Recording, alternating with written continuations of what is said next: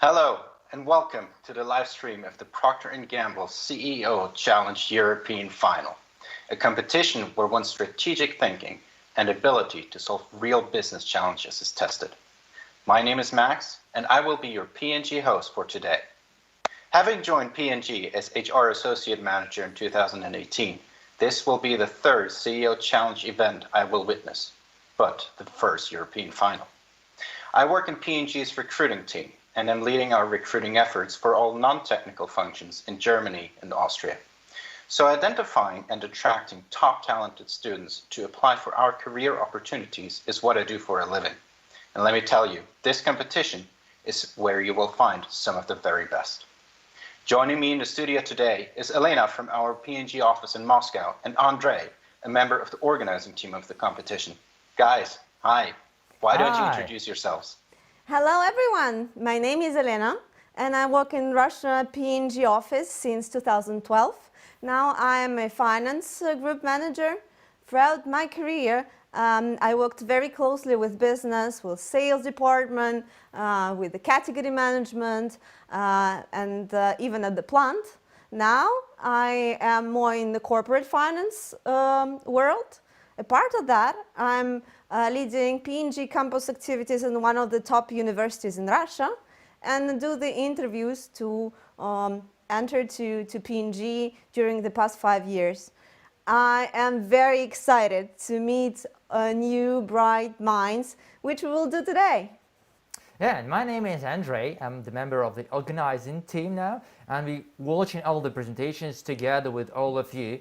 So in the online rounds in Europe, we had almost 4,000 participants, and only the best came to the European final. Some words about me and my background. In fact, I have been working with case studies since 2007.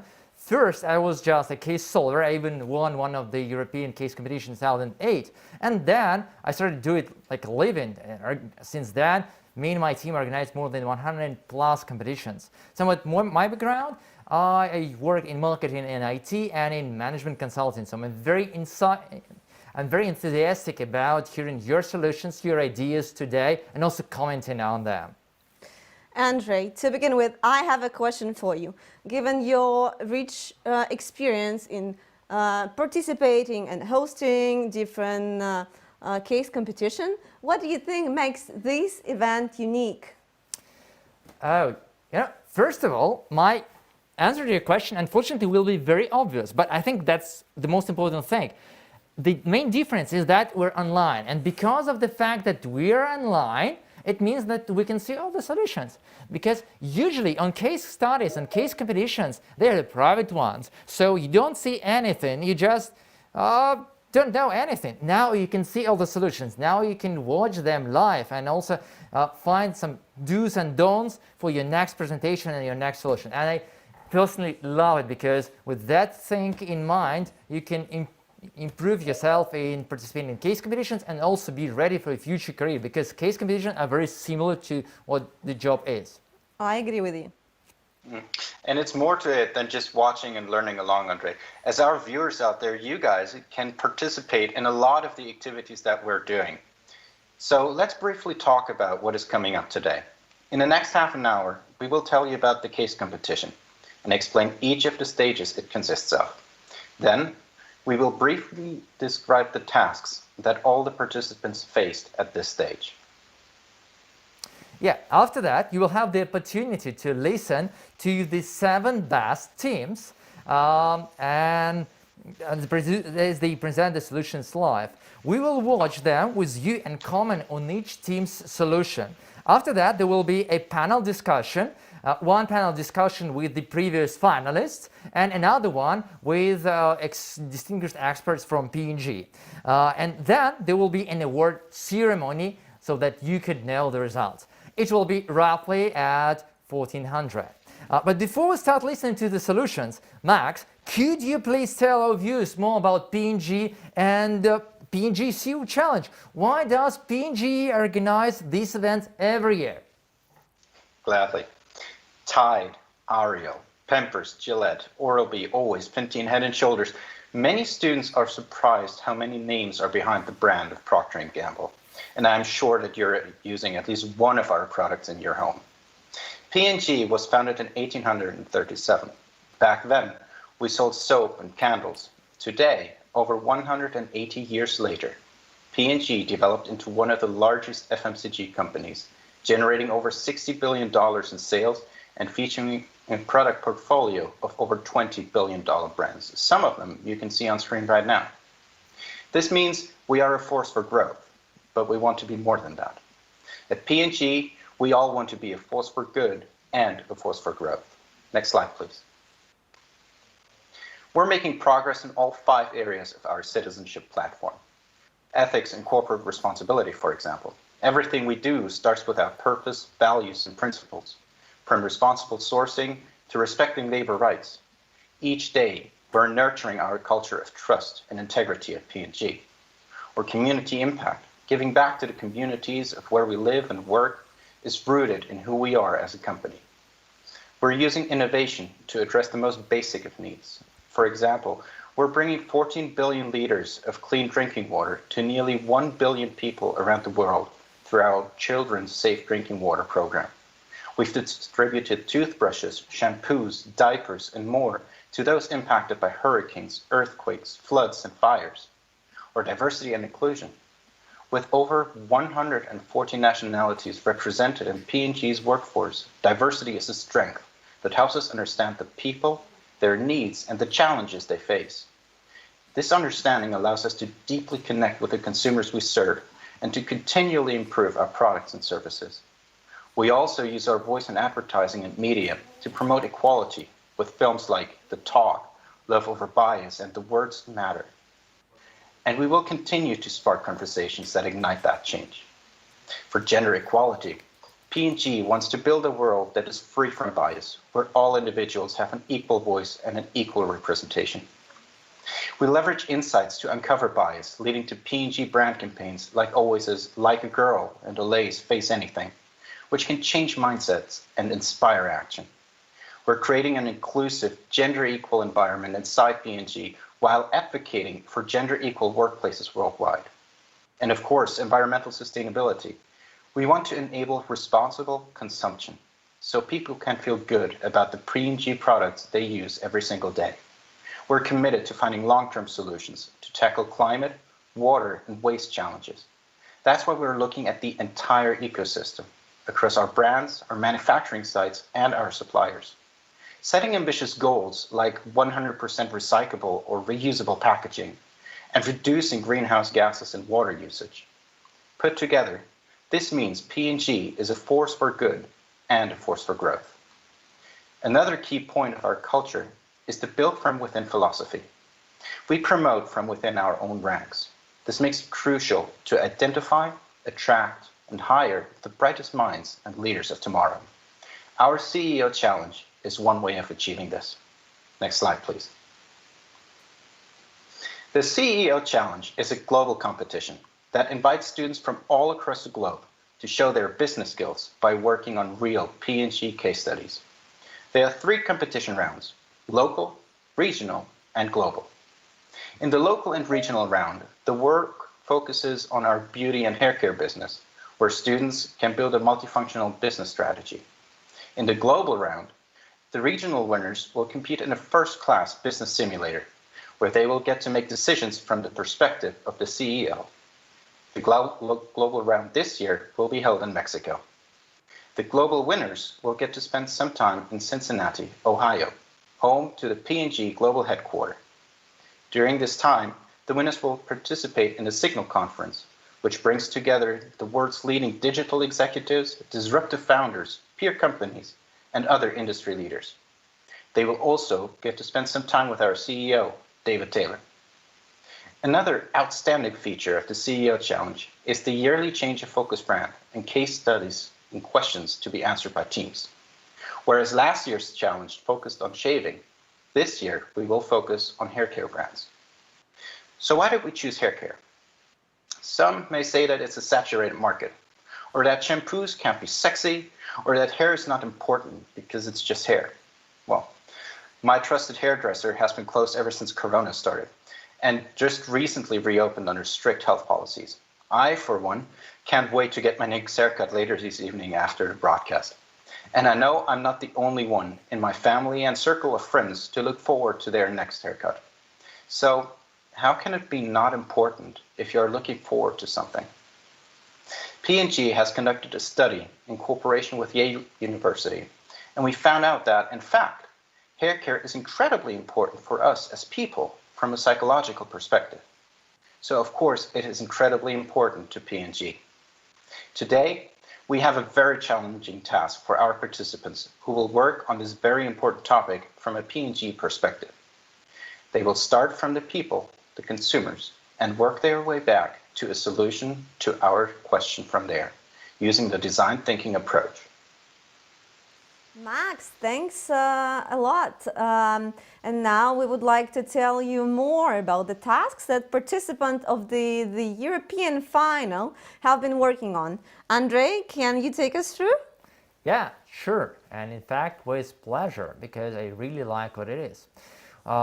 So for the CEO challenge, the task is just amazing. It is both up to the moment and innovative. And I would really love to tell you, are you ready for this task? So here is it, the hair for the new normal. Why is that important? I would like to tell you a little bit about its background. So when we think about it, it is quite simple. Let's see it. The COVID situation has generated unprecedented challenges for individuals and the companies all over the world. As consumers are slowly preparing for the new normal, brands also need to change and to provide opportunities for better connect and delight to consumers. In times of uncertainty and financial insecurity, we have a strong desire to keep behaving as we did and look to create moments of delight to ourselves. And next slide, please. For example, within the last recession in 2008, instead of spending big-ticket luxury items such as fancy holiday, consumers could no longer afford. They would delight in cosmetics. The so-called lipstick effect describes this. When facing an economic crisis, consumers will be more willing to buy just small luxury items. So instead of buying fancy holidays, they will instead purchase treat items like lipsticks or cologne. Next slide, please. For this challenge, we wanted finalists to use this as the to make the complete Pantene consumer journey from the moment the consumer first confronted with the product to buying it and using it. Participants have complete freedom to imagine new growth opportunities for Pantene, from product to services and experiences. At the same time, we asked teams to focus to the design thinking methodology and on consumers. They even had an interview, a real interview with real consumers yesterday to understand their needs. So let's just summarize. In 2020, please provide next slide. How would you satisfy their need for delight when it comes to hair? What would be Pantene's lipstick to hair? And that is the topic of our competition. Thank you, Andre. So this is a rather complicated task and rather complex one. Now we know a lot more about it. Everyone watching us in the stream, please write in the chat your comments. Do you find it difficult? Do you find it easy, like a walk in the park? Or probably you will propose your own solutions. And now we're ready to begin. We need, in fact, guys, we need to wait for the solutions because, in fact, there are two events simultaneous. So we're here in live stream with you guys who are all listening to and watching us, and at the same time, participants and the complete other surrounding, they're doing their final. And what we'll be doing, we will be interviewing into that room and trying to slightly look in the small hole, what is happening there, what's that? And I hear from my colleagues, we have a earphone here, when we connect with them, they say that the teams have not started the presentations yet. Yeah, they even told us that we need to wait 5 minutes to start the presentation. And before that, maybe let's discuss something which are Well, let's probably tell that we have the 7 teams that we will hear out today. There was a draw, which actually give the order for the guys to present. By the way, I can give you the order. So whom we will see today. Yeah. So let me tell firstly about the countries, and then we'll tell which one starts the first. So we have people from Portugal, UK, Spain, Turkey, Hungary, Switzerland, Poland, Portugal, Netherlands, Serbia, and Kazakhstan, and Russia. Who do you think will be the first one? Your guess? Well, I would first look for their presentations. Okay. So no guessing, only fact-based approach. Max, do you vote for the German team? In fact, the Netherlands team, but as far as I know, the Netherlands team, they started in Maastricht, and almost half of them are originally from Germany. And you know that, because I think you started in Maastricht, right? You know, Andre, we have a lot of very exciting teams with us today. I was fortunate enough to be able to spend yesterday, the first day of the challenge, with them already. And I could just see the engagement in the evening event that we had, the networking, the spirit that they all shared. It's a really, really cool group we have with us today. And I'm really looking forward to every single one of their presentations. What did you have yesterday? No favorite on my side.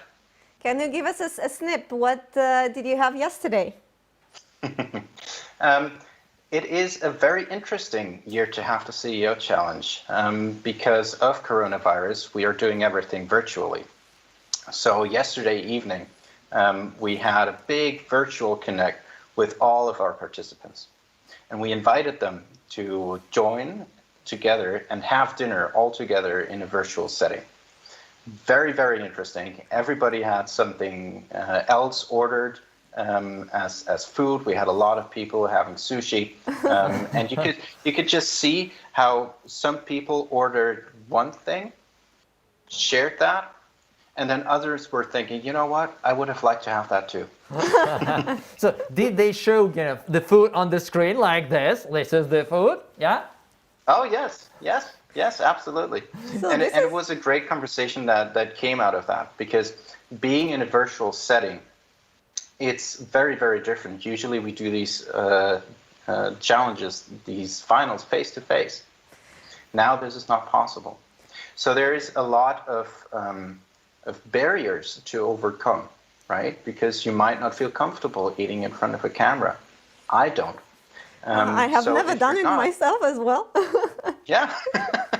So if you're not, turn off your camera. But funny enough, a lot of people just joined in, and it took a couple to start off, and then we hit the ground running. And it was an amazing thing to see how this group came together. They have never met each other before, right? The teams have, the individual teams. But all of the 7 teams that we have with us today, yesterday was the first time they all met. It sounds really very, very unique. But on the other hand, so there are some upsides from the whole situation. So the quarantine or the lockdowns actually enable quite some time for like the self-development or some extra studies for teams to prepare to the event itself. They didn't know the task, but they still could go through probably the previous studies, or to get to know something else that they find might be relevant. So it's an interesting and rather balanced time we're living in now. Right. And what I also like about the format of P&G CEO Challenge is that each round we have something new to show to people. So for example, in this final round, yesterday they had a magnificent lecture on the hair market, just a magnificent one. I heard a little bit, but I really understood why it's so cool, why that market is important, and which really nice P&G campaigns there are. And the second one was more like analytically thoughtful. That was about the design thinking workshop. And that is also very important because, in fact, design thinking allows us to really solve the problem much better, especially a very difficult problem. And the problem we have in now, the issue of the task of the final, which is very up to date. Yeah, very up to date and really not that simple. Because really, I think now lots of people all around the world, they think about the same situation. Yeah, P&G competitors think about it. Lots of P&G managers think about that. And I hope that guys and the teams will be able to provide really nice and interesting solutions to that. At the same time, what I really like about this topic is how up to date it. But I'm going to tell it a little bit later and about the format, the idea, and the concept. But Max, I think you didn't mention one other thing which was so special yesterday. That was the virtual concert, right? True. We started the dinner event by inviting some of our very, very talented P&G colleagues. We had people perform on the piano and sing simultaneously. We had members of our P&G choir based in Geneva sing to us another song. And it just goes to show the immense talent that colleagues at P&G have and how ready they are and how supportive they are whenever opportunities like these arise. I think this was a very cool thing to witness. And from the reactions that I saw via the webcams, it really served the purpose. Yeah, so I think like this is what I like most about the P&G. Still, like over like the 8 years that I'm with the company, are the people that are very like open-minded, agile, and ready to raise the bar, but also fun, easygoing. So I have lots of friends in P&G, close friends that we not only working with, but also spending the off-work hours with, like travel or do parties. In some time, I guess we will restart doing that. Elena, do you do it virtually? Like most about this comment? What? It's that me being at P&G for a little bit over 1.5 years, I have the exact same experience. And no matter who I talk to at P&G, they share exactly the same experiences. So this whole feeling, it doesn't change. It remains the same. And that is something that I'm looking forward to so much. So I love that. But Lena, I know that you have stayed with P&G for a long time, 8 years, right? 8, yes. Yeah. So have your P&G experience changed from the first year and to like the 8th year? Mm-hmm. Or what is the same, or was it changing? I would say it have changed and it stayed the same. So it's mixed. So something actually stays with me and with us throughout the years, like our purpose, values, and principles that Max described, the attitude in the company. Like, but business-wise, it's very dynamic, well, a part of that, each day is a new challenge. So, and with us having the concept of change of the assignment and working in different teams, like each 2 to 3 years, it's kind of like my first day when you're coming to the new role and you're like not understanding even the words people are speaking about around you. It's very challenging because, well, in the end of your assignment, you started to feel strong, like you're an expert. Everybody goes to you for the advice, and you're fully capable to give that. But the next day, you're coming to the office like a zero, and really starting almost from the scratch. So this is what actually helps us grow, keep us like agile and stuff, but this is still rather challenging. A part of all the business and the economics challenges that we all have. What are your assignments? First of all, I joined the sales finance, so I worked with the distributor, and we were working on. Let me rephrase. What are your assignments, and one insight you took out of each assignment? well, the first with this sales finance, it was really closely working with sales and actually understanding how they work with customers, how they make like long-term business plan, how they build the relationship. And this is actually like the principles, how we operate with them. So I would say this is a big takeaway. Then I moved to the category finance, which is mostly like pricing, budgeting, the analysis of our activities that we do. And I worked on very nice categories of the paper, which is baby care and fem care. And then I really got to know the category expertise, all the tiny details that we have on the commercial, on the strategy. It was very brilliant. And then I moved to the plant. So I will probably talk a bit more about it in the next time. And now I think we are ready to have our first team, who is actually from Kazakhstan and from Russia. And it's called Nano 3+1. Let's watch their intro video.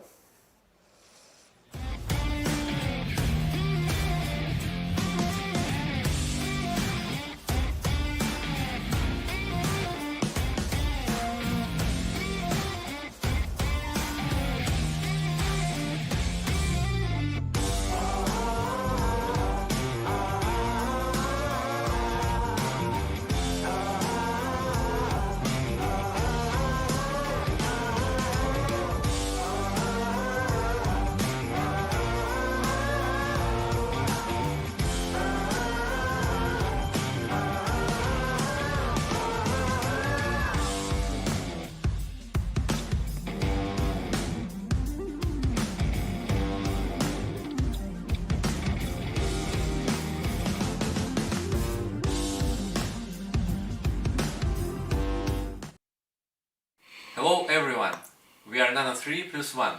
My name is Kirill Kucherov and I am from Moscow, Russia, but all my teammates are from different cities.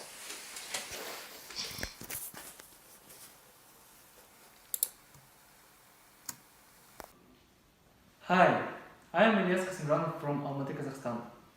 Our team was united during the Procter & Gamble CEO Challenge 2020, and now we are looking for the next step of our journey with Procter & Gamble. Hi, my name is Alexander Pilar. I am from Nur-Sultan, Kazakhstan. In current circumstances, it is challenging to work while being far from each other. Still, we are trying to do our best to reach the desired outcomes. Hi, my name is Sultan Isikrodin. I'm in Petropavl, Kazakhstan. Our team is a great example of how Procter & Gamble unites people from different places under one goal, to improve lives.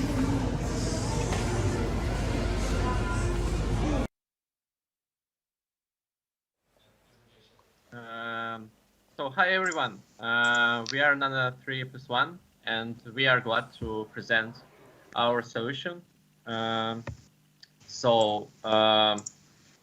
We are facing a situation where people are like in social distancing, and it transforms our lives. And we want to use lipstick effect for our business.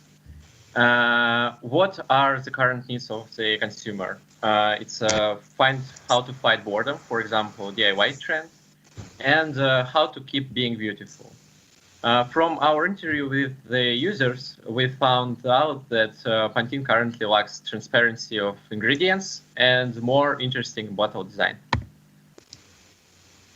So now we have a new understanding of normal in our lives. Nowadays we are significantly limited in our outside activities, and it is time to find new available sources of delight. Based on our consumer group, we suggest to take a look at the bath taking as the new hobby, where you not only relax but also take care about your hair.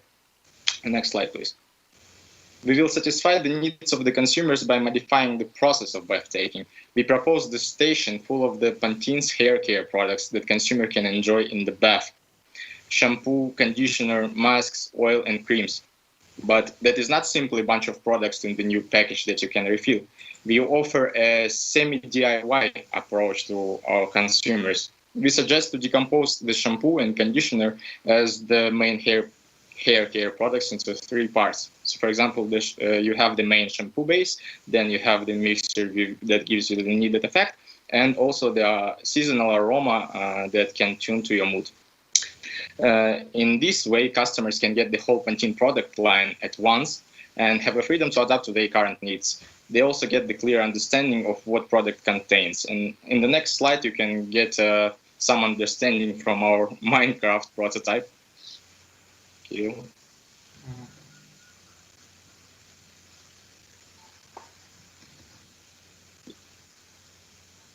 Yeah, so, and Alexander will continue. Thanks, Sultan. Next slide, please. Let me briefly describe the process of bath taking with our new product. In addition to the DIY box, we will also introduce a free messenger bot in the most popular messengers such as WhatsApp, Facebook, and Telegram. On entering the bathroom, a person will open this chatbot and choose whether to be surveyed by multiple choice questions or to conduct a live discussion with the bot. The aim of this small dialogue is to identify person's mood, needs, and plans, and to give a suitable configuration for mixing the liquids from multiple bottles in order to guarantee a perfect hair day in each particular case. Next slide, please. On this slide, you can see the imitation of such a dialogue. The user answers the questions asked by the bot and eventually provides a recipe to combine different ingredients which will altogether respond to the wishes of the user. And then, basically, a person... So, here was the presentation of the first team. Congratulations to the team. It's not at all easy to start first. Unfortunately, due to our copyright policy, we cannot see the full presentation, only part of it. Also, we could not see the question of the judges and their comments. But let's discuss also the format of the challenge. Max, as far as I know, like the previous challenges, CEO challenges and participants solved the cases in more classic format. Like on the contrary, in the European semi-final, they faced completely different tasks, namely to come up with a solution to a problem using the methodology of design thinking. Why was this particular framework chosen? Max, I'm not sure that we do. As you know, every challenge we face in our day-to-day work is very unique. And some can be solved using classical, structured thinking approaches, but others require you to think outside the box. So we want to expose our participants to exactly the experience of what it is like to work at P&G. And that means a combination of the two. So while the first round encouraged a more businessy approach, this European final is going a different route. Andre, you are an expert in the case studies. From your point of view, how the framework is different when using the design thinking framework? Are there any difficulties that immediately grabbed your attention? Okay. Not completely, but to some extent, definitely yes. Every case could be solved, in fact, with very different frameworks. And design thinking is probably one of the most important now because it really focuses on customers and innovation. These two things are very important. And I would like to say that it's a pretty good idea to use it. Out of 100 plus competitions I saw, it is very common that judges say something like this. Oh, these solutions are similar, really excellent. And I guess that the design thinking methodology will lead to much greater diversity simply because of its substance. So I'm really looking forward to that. All right, let's then discuss the team itself. As for me, during the performance, I especially noted the refill bottles. This is very eco-friendly and speaks to my heart as a consumer. Yeah, so what I would like to add, firstly about the refill bottles and also the whole concept, it's very eco-friendly. It's also very good for consumer, but at the same time, if we would like to speak in terms of like a company, the refill customer proposition is sometimes very difficult to monetize, simply because it's much less premium and sometimes customers are not acquainted to the same brand. So I would definitely like to know how they're going to monetize that solution, so as also to have a great product, but also so that company could earn money so as to stabilize it. Another thing which I would like definitely to add, and what I really liked, is their ecosystem approach. Hey, these guys have thought not only about just a shampoo, they thought about the whole ecosystem of that delight. So that beautiful woman on the screen, in her bath with shampoo, and also with some chat advices and so on, maybe Yes. some Tinder methodology or something like this. I don't know what they think about. It could be just a brilliant idea. I think during the Corona Absolutely, I agree. times, having a chat with you, like something, even your shampoo, still caring about you, kind of eliminating a sense of loneliness. Sorry, Max, I cut you. No, I absolutely agree with you guys. The focus on experience is what, on making shampoo an experience is what really stood out to me. And I think it speaks to the topic of the task today, the lipstick for hair. Basically finding a new way of positioning hair care products as something very, very special and unique to treat yourself with in times like a crisis, like the one we're having right now. So today is going to be all about what is the special oomph that shampoo can bring and hair care products can bring to you at home. And I think experience is one way of doing this, and this team did it really, really well. Also, they went first. And it's not easy to go first in such a setting. So they are leading with courage, and of course, as a P&G'er, that is something that we pride ourselves on. So it's wonderful to see this passion and this value seeing reflected in this team. I really, really like this team. Yes. But speaking, going back to your point on the monetizing the idea of refill, like here, from my perspective, I would also think a bit more of how, like, practically,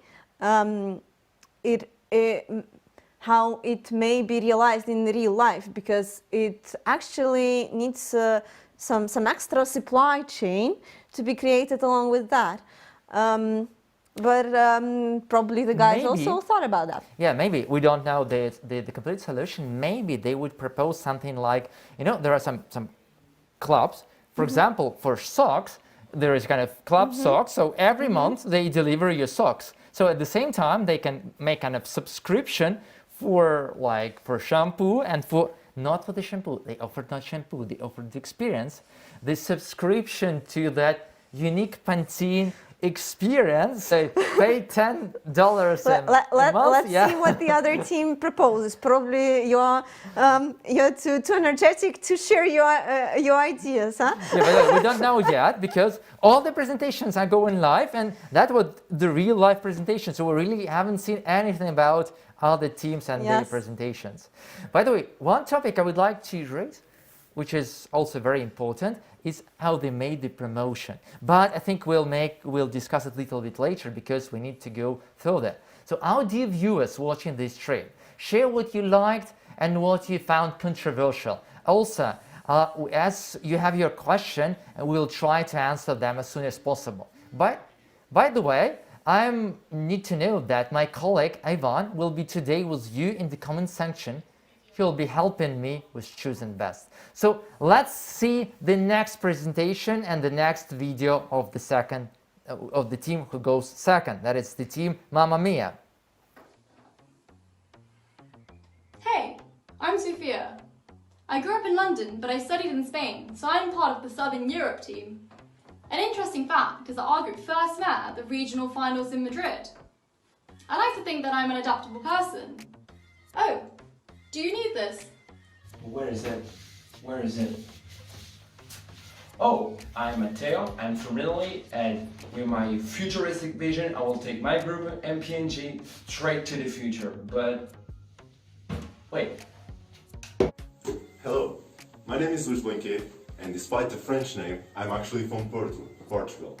And one of my biggest strengths, some call it procrastination, I call it productivity, is making a lot of work in a short period of time. And I'm from team Mamma Mia.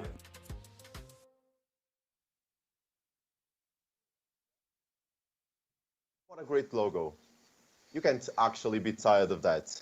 But maybe you want a different Pantene. A green Pantene. Yeah? Okay. So, my name is Luís Blanquet. I'm from Porto, Portugal. I'm here today with Matteo from Pescara, Italy, and with Sofia, who's from London, England. And we are Team Mamma Mia. And I'll now pass the digital microphone to Sofia, who'll tell us a bit more about our product. Perfect. Thank you, Luis. So, as we know with Pantene's hashtag of hair, sorry, it's a bit of an echo, so I'm just going to take my microphone out. Apologies. But as we know with Pantene's hashtag Power of Hair marketing campaign, hair was the single most component that affected one's confidence. And this is because hair is a key way to express one's character and present who they want to be, particularly within the LGBT community that we support at Pantene. And unfortunately, we find ourselves in a VUCA market at the moment. It's volatile, uncertain, complex, and ambiguous due to the coronavirus that we find ourselves in. And as a result, consumers' behaviors have been changing, with 64% experimenting with some form of change in their hairstyle or color. So, what was the problem that we were presented with? We all know about the lipstick effect. It's when unemployment increases, the spending on luxury products such as lipsticks increases due to the inability to spend on other products that are luxury, such as holidays. So we needed to create a product that is luxury for Pantene and that will fit the lipstick effect criteria, as well as satisfying our client. So who is our consumer? We were given Parvana. She's a 24-year-old student and has beautiful long brown hair, but she also mentioned that it can be quite dry and split end prone. She likes to style and curl her hair, and she uses Pantene products actually, but that said, she's not wholly brand loyal and would not mind spending a bit more for the right product. What is Parvana looking for? She's looking for a natural product with not too many chemicals, ideally one that is environmentally friendly, which is preferred. And as we know, it takes only 0.7 seconds for a consumer to choose which product they're buying off the shelf. So we need an aesthetic bottle and something that's good. Parvana is interested in different experiences, but that said, she does not want to commit to a change in her hairstyle or routine. But she said she's also open to a temporary change, such as different color or different styles. And now, passing back over to Luis. So clearly Parvana wants to shake things up a little, so to say. See, she obviously wants to try different hairstyles, different hair colors. She wants to actually change her hair, trace her journey, and just getting to know herself. So for that, we present to you our product. Our product is a line of Pantene bundles that provide you with everything you need so that you can style your hair and color your hair for just a couple of days to have that different experience. For example, if you want to have some of those 80s disco vibes, you can just try our Disco Vibes bundle and have your great luxurious. Okay, we have seen the second presentation now. For those who are with us, the viewers on the YouTube, please write your comments and your question in the chat. For example, now we see the first question coming, and this is related to our copyright policy. Max, could you please explain to the viewers? Yes, of course. Well, we don't show the full presentation exactly to have moments like these. The big opportunity we have with this live stream is to interact with you and to answer your questions. If we were to show you the whole presentation, we don't see it either, right? But if we take a look at the whole presentation, it will take away time that we can spend with you. And this is what we want to focus on with you today, your questions and living through the CEO Challenge experience with you all together. So that being said, guys, Andre, what did you think about this presentation right now? I can start. First, we can see that their concept, the bundle effect, is a little bit similar to the first presentation. So we see that teams are looking pretty much in the same direction. Do some bundle so that, provide a more sophisticated approach. Second, I would definitely like to say that the structure of their presentation was to really focus on the consumer needs and explain it in detail. It is good on one side because it shows how depth they were, but unfortunately, when there is a very short limit of time, they have only 6 minutes per presentation, I don't think it is for good. They have spent too much time trying to immerse us into that situation while we quite have known it. And that's why we have we saw only 3 minutes. Unfortunately, we didn't see the solution itself. The judges will. They have 3 more minutes. but still I think I would do it a little bit differently. I would put the executive summary in the first slide and tell the solution, and then come to the consumer. What do you think? On the other hand, I really liked the problem statement, so that from the very beginning it was very clear what they're going, what do they want to address. And I agree with you. The deep dive to a consumer was very insightful, and the idea actually, like going back to the idea. It's very P&G-like, I would say. Well, sure. Yes, it's actually, well, very much speak to the principle that we have. But going back to the idea that we started to hear from guys, shampoo giving the style to your hair is rather innovative. So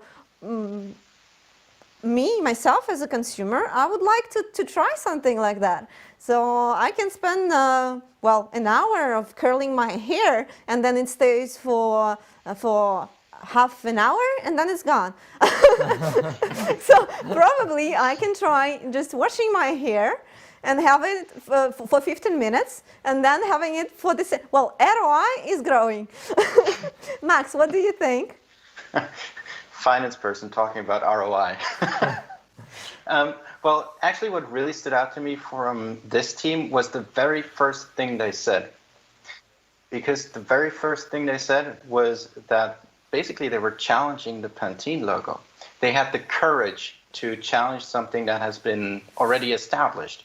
And just posing a question, throwing it in there, what about a green logo? I really liked the spirit of innovation that this team had. And then they moved on and placed the extra focus on the consumer. So I'm sure our judges will have had a very interesting presentation to follow just now. And of course, they have their own evaluation criteria. So let's dive into these for a bit.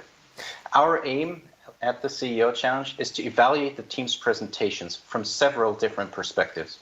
And that is why our top management jury consists of 4 highly experienced managers from different functions. Coming from their functional perspectives and drawing on all of their business experience, they will judge the team's presentations according to 5 criteria. The improvement for the consumer experience, the relevance of their ideas, the originality, innovativeness, and creativity that teams come forward with, overall quality of the presentation, and the wow factor. So having seen a lot of presentations and a lot of ideas over their professional lives, were they wowed? Was there some moment where they went, wow, I never thought of it in that way, or I never heard of this idea, and can we actually do that? That is what we're looking for, these 5 things. We also have a question in the comments on how were the projects, of them, by the way. Originality selected in the first stage of competition? I would like to know, and play this question back to our viewers out there. What do you mean by projects? Do you mean the teams? Do you mean the tasks that we post in the first round? What exactly do you mean? I think that this goes back to the teams, but let's probably park it, and please write us in the chat. Do you want us to speak about the previous round before, like the final, the semi-final that we have, or something else? What I can do now is speak a little bit more about criteria, which Maximilian told us. Yes, let's do. First, what I would like to tell is how this, like the concept of what P&G CEO Challenge looks for, changes from the online round and up to European final. And second, I would like to compare it with ordinary case competitions, which are there on the market, what they originally look for. So if speaking about the changes from online round to the final, we can see that the focus changes from analytical part to the creation and ideation. So in fact, in the first online rounds, there were kind of special tests, case tests, where they were mostly analytical things which we can look at. Then on the local final, I think that was a mix of analytical and creative thing. Now we're moving, I think, as far to criteria, because 6 of them are mostly creative one, and 2 of them are more analytical one to the creative thing. So you can see how it all goes up. We don't know what's going to be in the global final in Mexico. But let's see. If speaking about two other competitions, I see that it's really not ordinary. Usually the competitions have either focus on analytical thing or on creative part. I haven't seen it, so that it will be changing, and I really liked this about the case competition here. Max, would you comment on that? No, I absolutely agree with you. It's always a very, very interesting experience. And of course, with any final, whether it's a local round, a regional round, or a global round, we can only have one winner. And sometimes that is a very difficult thing to determine which one was the best team, because there are so many people that you see, so many presentations and ideas that you get to consider as a judge. That makes your job very interesting, but at the same time, very challenging. So people and teams and ideas are being judged according to the criteria that I mentioned before. And sometimes, most of the times actually, that I've been in the room and heard the conversations going on, it's a really difficult decision to make.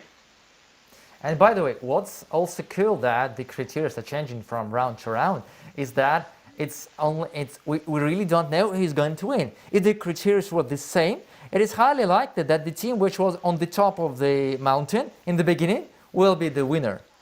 If the criteria are changing, it could be going like this. And by the way, let's go to the third team, Lena. Yes, you know about that? now we are moving to the team from Turkey, Caseaholics. Their performance will begin any minute now, and let's watch their video introduction. Hello there, I am Berke from Team Turkey, and I'm 23, and I'm looking forward to see you in P&G CEO Challenge. Hello there, my name is Ekin Gözkol, I'm 22, from Team Turkey. I'm a recovering caseaholic, and I'm looking forward to relapse this week in P&G CEO Challenge. See you there. Hello everybody, I'm Güney, I'm 21 years old and also from Team Turkey, and I'm looking forward to meeting you at the end of this week at P&G CEO Challenge. Yeah, so I think we need some time now so as to wait for the team to go live. By the way, that's interesting. Will they continue the concept of the bundle, which the previous two teams had, or they will focus on some smaller thing? By the way, if we are going to remember that lipstick effect, I think is less about the bundles, it's more about smaller products. But at the same time, still hair care is not that expensive. Yeah, and even not a very well-off person can afford a bundle of hair, especially because of the fact that we don't have that much light now. And by the way, I think we can go live now, right? Yeah, super. Let's see them. Consumers required, we need to identify them. So first we started with our assumptions, and then we moved on with the consumer interviews, and we created this profile. This profile is active professional women who live a very busy lifestyle. They care how their hair looks and care to how it feel, but they don't have enough. Sorry, team. Sorry, there's a lot of noise on the line. Just to the organizers, maybe there's a way that we can mute the rest of the team who's not. Yes, so please, guys, mute if you just without presentation, and other participants of the team, if you don't speak, please mute your microphones as well. So please, thank you. Should I continue now? Is everything all right? Much better now. Yes, please. All right, I'm going to go on. So as I just mentioned, they do not have enough time to tend to it as they would wish. And these women, they all have very specific hair problems, whether it's dry hair or very oversized curly hair. And for this very specific problem, these men give an example that we had dry hair problems. Use 3 different hair products to actually tackle that. They are willing to try new products if their promises are intriguing and their promises are the promise to solve their problems. Then mainly what we gathered was they don't have really financial limitations. They don't care how the product is priced. They would pay for the quality they receive. They mainly shop from the drugstores. They're social media users. These are the stuff we will use later on in the sales project. And finally, they're result oriented when it comes to decision making about hair product. So they do not care how it feels or how it smells. They want to see the results on their hair. Can we move on to the next slide, please? So they demanded a solution. These women required quick and long-lasting products, as they did not have enough time, as I mentioned. They required specialized products for their very special needs. They required fast results, and they wanted the ability to tend to their hair in very different scenarios, because they would be in the very different scenarios during the day. So this was because they wanted to have more time on their hands during their very busy days, tend to other jobs, whether it's business related, whether it's personal life related, without worrying how their hair looks. So finally, we've come up with a solution for this. We would like to introduce to you, in the next slide, Pantene Go, which is a conditioner-based hairspray which moisturizes the hair and helps to give it a fresh out of the shower look. This device is a line of products with specialized solutions for different problems, whether it's curly hair or wavy hair or oily hair or dry hair. It would have quick implementation and long-lasting effects. We wanted it to be easy to carry in handbags with its size and easy to use in every environment, so that they would actually be able to use it in their daily lives. Now, more into the how of it, my friend Akin will continue. All right, I hope there's no problem with the microphone. So what we are planning to do is to create a product, Pantene Go, which helps both customers and Pantene. Our product for the consumer will be easy to carry and easy to use, and this will reduce the time necessary for their hair care. And for Pantene, it gives the opportunity to help another consumer group, which creates more profit. And this consumer group is especially easier to implement because they are experiential buyers. They want to try new stuff that solves their problems. And we have a good marketing strategy through social media and in-store marketing. So they will be easier to implement in our product line. We, at the end, we want to turn these experiential consumers to loyal consumers that routinely buy our product. To do that, we have to show them benefits. These are result-oriented, pragmatic buyers, and we want to solve their daily. These were the caseaholics from Turkey. And as far as I can see, they have invested far more time into the decision itself versus preparing the presentation. What do you think? What's your opinions on this team's performance? Max, please start. Hi. Yes, sorry, I had some technical difficulties. I found this team had an additional challenge in there, in that they were put really on the spot with the technical difficulties they also had. So it was a different challenge, reacting to something new, something unexpected on the spot, which is exactly the same thing that they will face in the global final potentially if they win in this round. So they went in their idea from on the spot to on the go.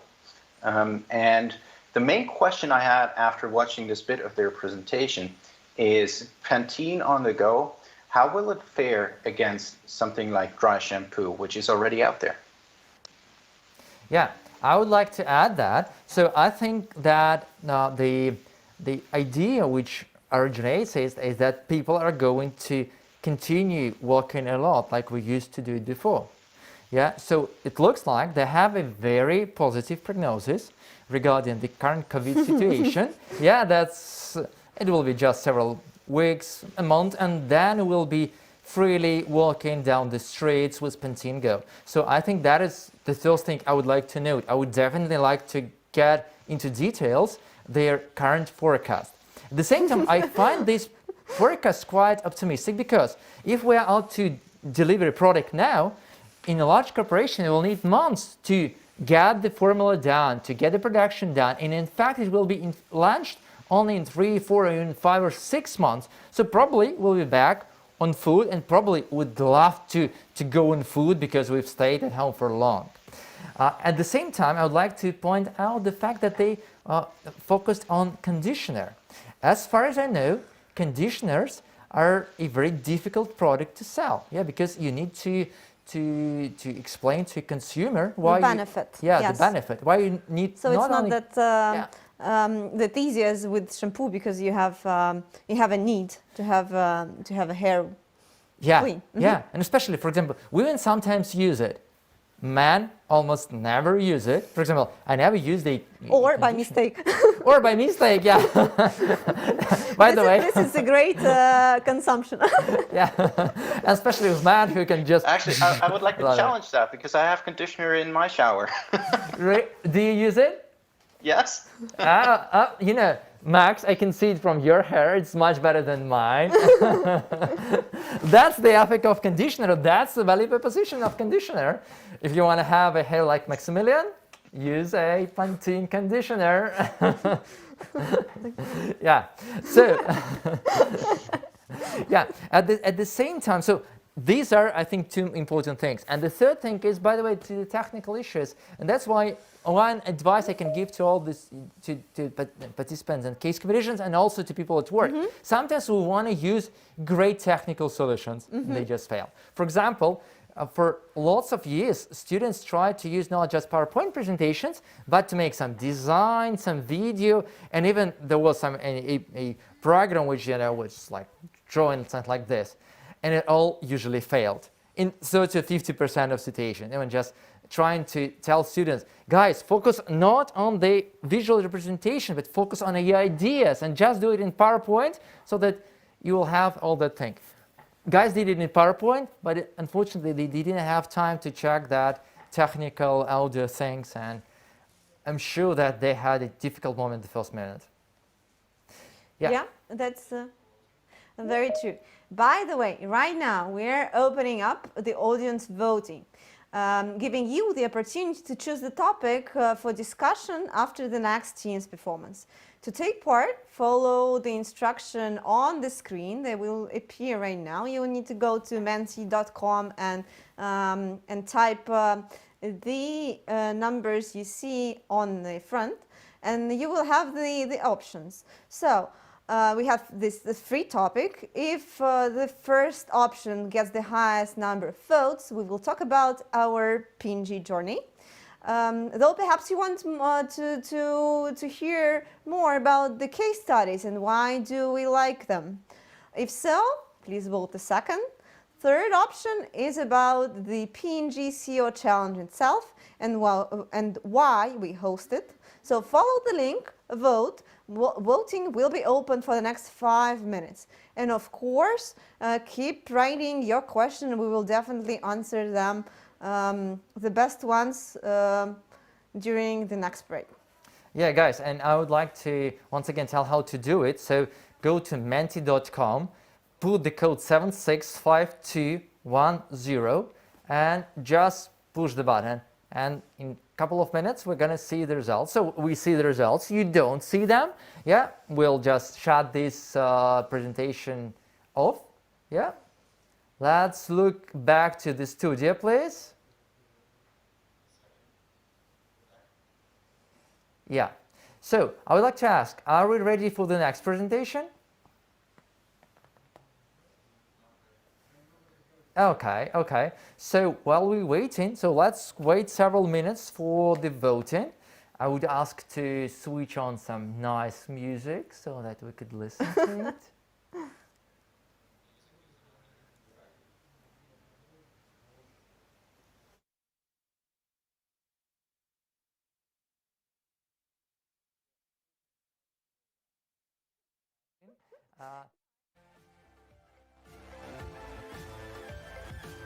On this Corona link, well, actually linked to the reality that the previous team had. Sorry for probably jumping a bit back to the team's performance, to the caseaholics.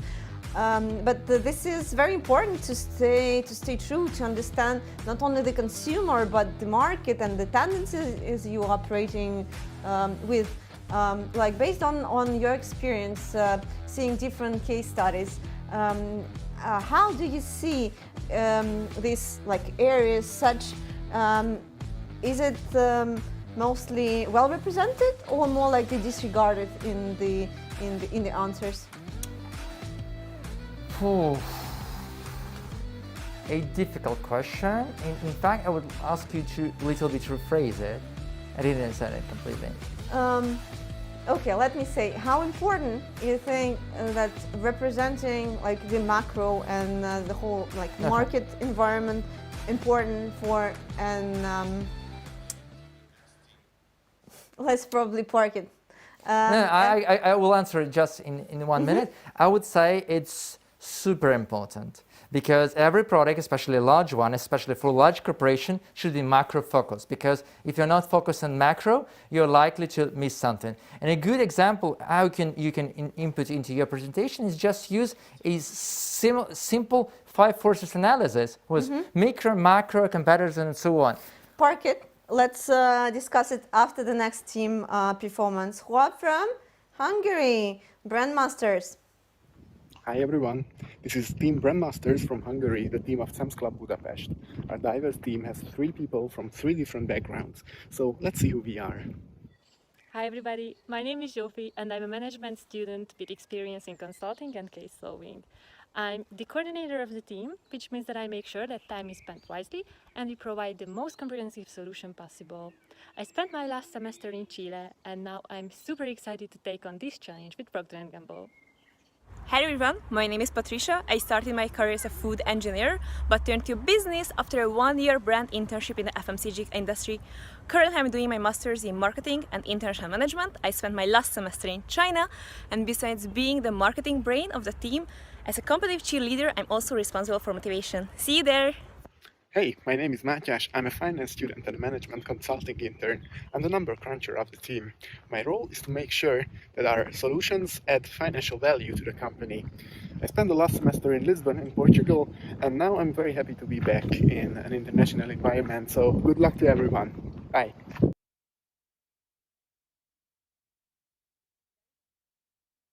That's a super easy thing, but you have never heard about it.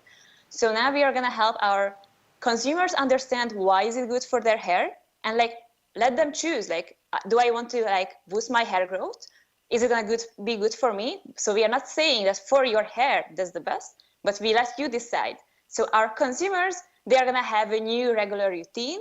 They can implement it weekly once. They would use it.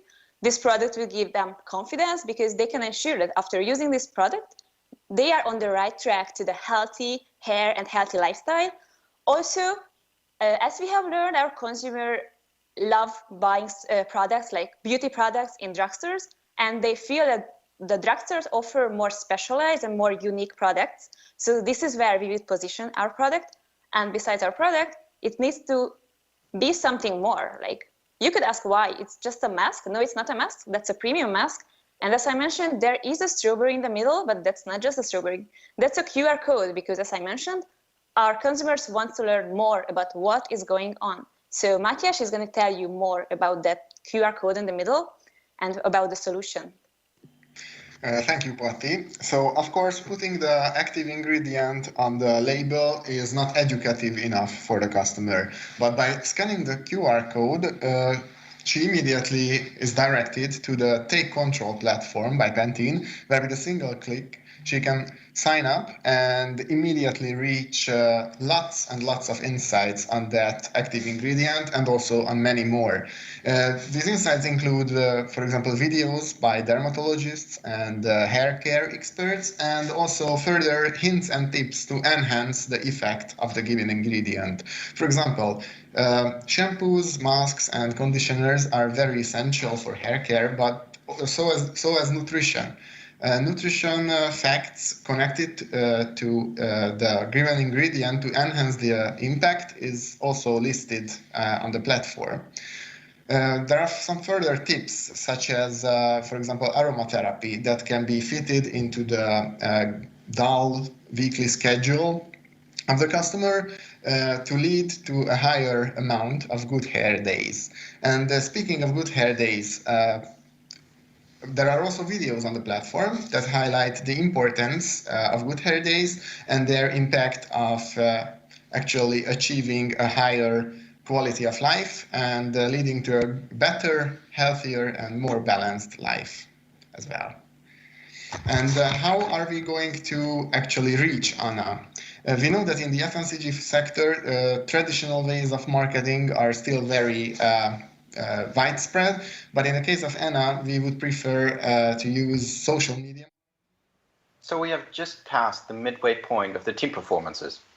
We only have 3 more teams to watch, but for now, let's take some time to talk about this team's performance. Andre, what did you think about this team? I have some both pros and cons. So what I really liked is how structured the presentation was. So the presentation was very structured. Also, I really liked the pace, how they were telling it. Not fast, not slow, like real P&G expert. They were super sure in what they were talking about. The third thing is more like cons. I doubt that hair growth is a problem in COVID times. For example, just a typical issue and situation. Because of the COVID times and the fact that we cannot go to have our hair cut, I doubt that people would definitely like to increase the hair growth. I don't know how they're going to do it. I think there should be some very good chemical or biological, product. But at the same time, if speaking about the effect, I doubt people really need it. At the same time, as we mentioned the second presentation, probably 3 or 4 years, 3 or 4 months, when the product will be on shelves, maybe people will need it. But also, I forgot one good pro is their promo. They focus lots on promo, and it's also very important because I think in FMCG, it's not only about the product, it's about how do you deliver, because you have billion customers in fact, and you need to deliver to different parts of the world, and they focus on it. That was good. Totally agree with you on the structure. So they, we saw at the middle of the presentation, but they went with the who, what, how concept, which is a good structure for the marketing presentations in general. So this is a very good thing. They picked the different products, so they were talking about the mask. So this is the first time we're not talking shampoo, conditioner. So I think this is another like new idea that we have heard today inside the case. And I actually liked that they have even mock-ups for the app and for the QR codes and the price tag. So it felt very worked through. So they connected the dots. Yeah, this, and this. Yeah. I absolutely agree. The mobile app was something that caught my eye because it stands for the connection with the consumers that you're looking for. You want to be really close to them. You want them to use the product and to convince them of the product. And by being close to the consumer, I think this really was one signal of their idea and their potential. So I really like this team. Also that they brought in some new perspectives, thinking of different things like the mask, like you said before, Elena. I absolutely loved it. Yeah. And what I find a bit of fun, Andre is always commenting the Corona part. So from now on, he's a Corona expert.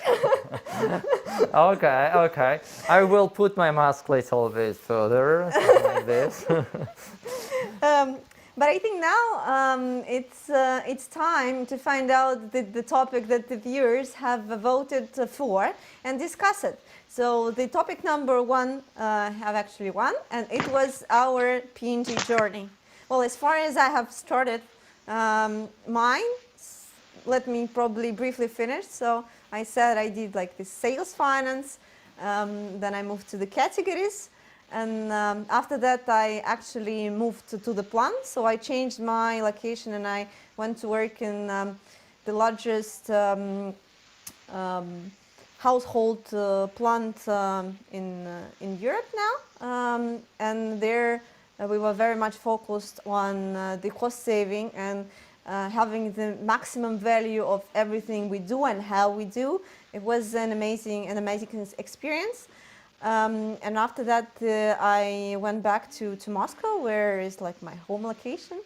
And I am now doing corporate finance, which is transfer pricing, very financial ones, budget control and governance, and like a bit more like serious corporate stuff, a bit looking more at the tax perspective of the things. Max? Yeah, I actually joined P&G shortly after my university studies, and I got to know P&G via Enactus, a global student organization, because the companies and the organization shared the same values. So that is something I encourage everyone out there looking for a job to take a look at. What sort of values does the company stand for? And is this a company that you want to work at? And of course, you can find all our values on our corporate website. But for now, I believe we have the next team coming up, Bibsi from Poland, Portugal, and Switzerland. And as they're preparing to speak, maybe we can start to get to know them a little bit better. Hello guys, and dzień dobry from Poland, from BBC. My name is Natalia and I'm the creative heart of the team. In my free time, I really enjoy cooking, baking, including quarantine bread, and calligraphy. And what I bring to the team is marketing knowledge, girl power, and hair products. Hi, my name is Piotr and I love digging into commercial strategies.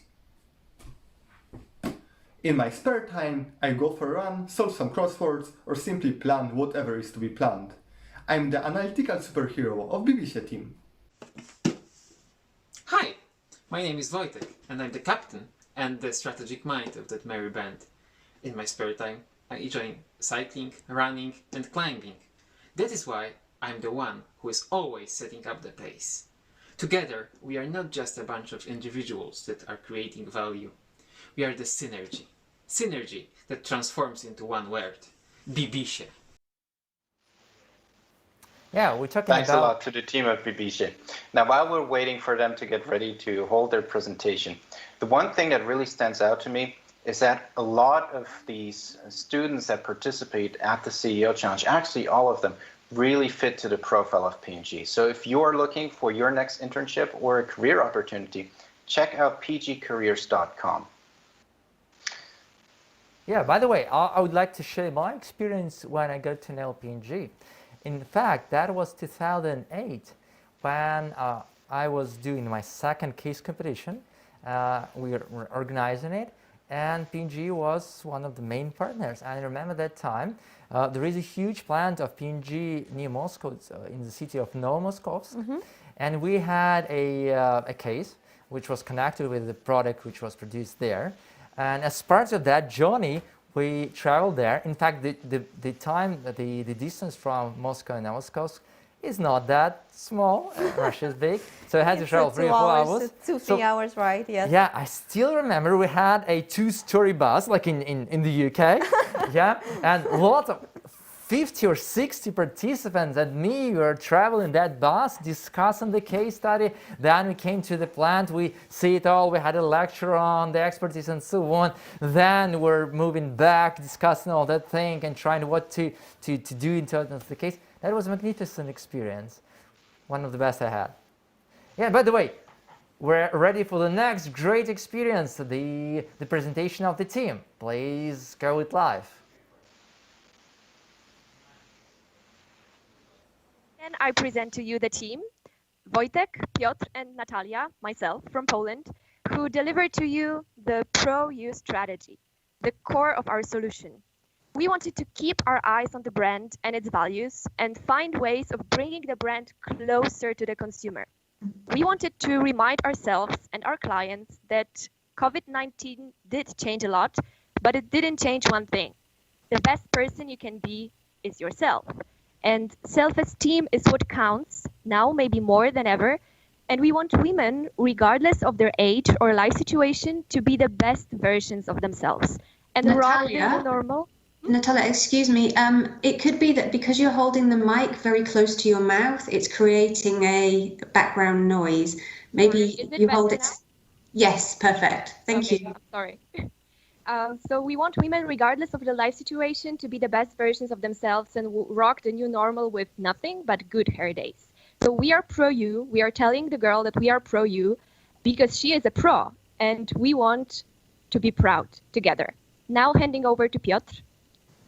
Exactly, we want our customers to be proud of their look. And over the last 5 years, significantly more people find their appearance important and working as kind of mood buster. Modern customers are looking for hair care products tailored to their needs and conditions that they live in. They believe the current product mix is way too complex and feel kind of lost when choosing their products. Pointing the best solution for them would be a real relief. All of those are in line with feelings of Hanane, our customer who we had pleasure to interview.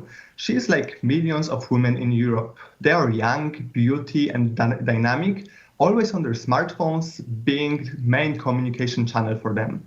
They look for cosmetics tailored to their needs and expectations, feel inspired by people they value, and desire solutions balancing natural ingredients and market innovations.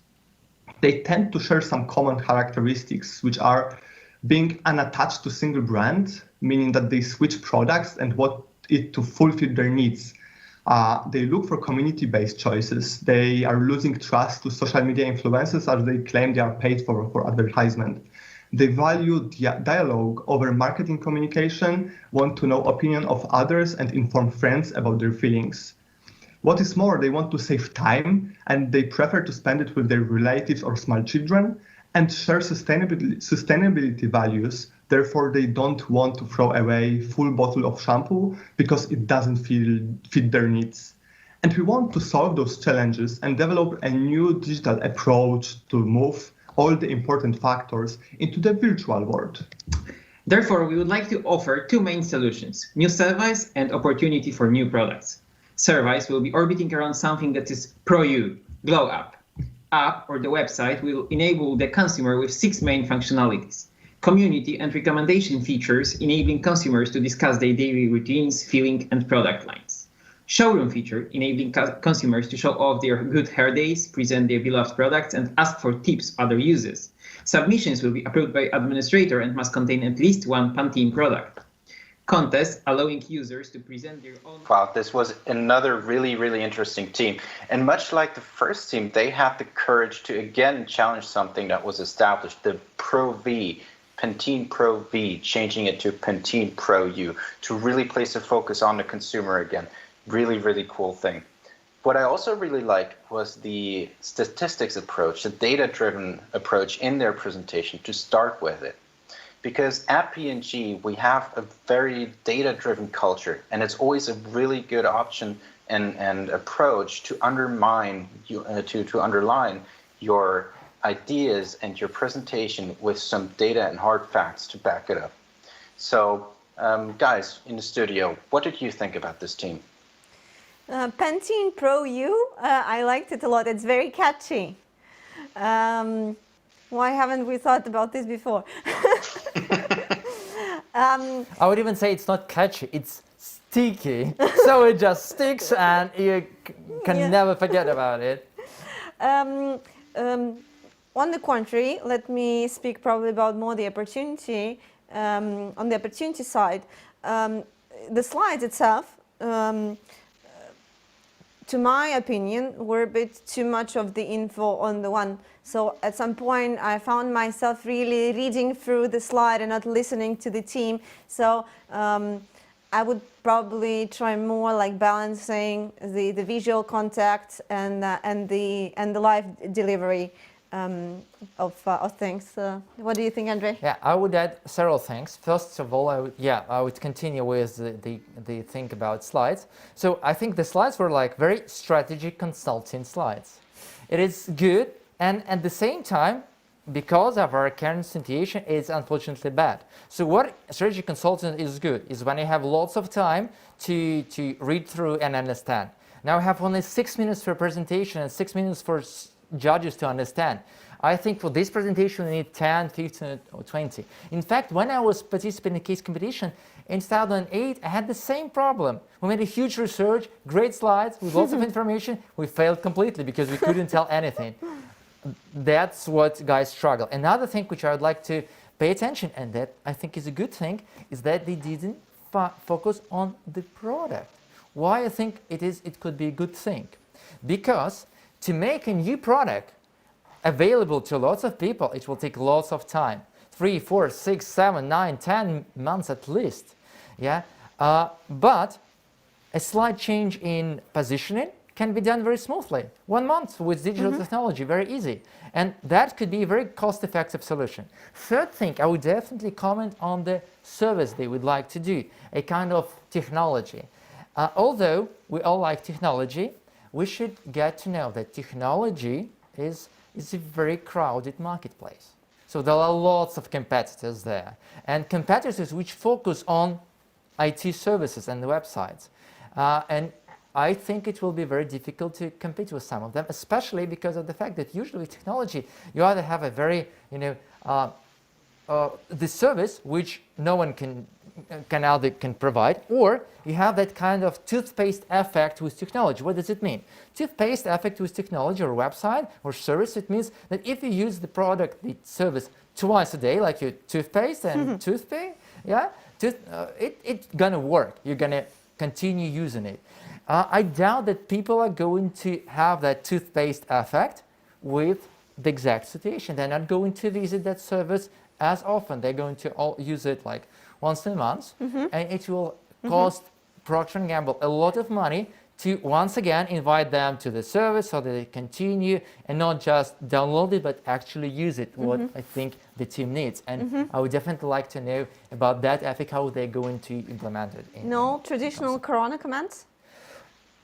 There was the second one about the Corona, that the fact that we need to implement the solution fast, and that change from Pro V to Pro U is the first one. They can change, I think, the look of the product in a month or two, but they can launch the digital campaign, I think, in a month. Yeah. So, any ideas, Max? Want some more? No, I think you guys wrapped it up really beautifully.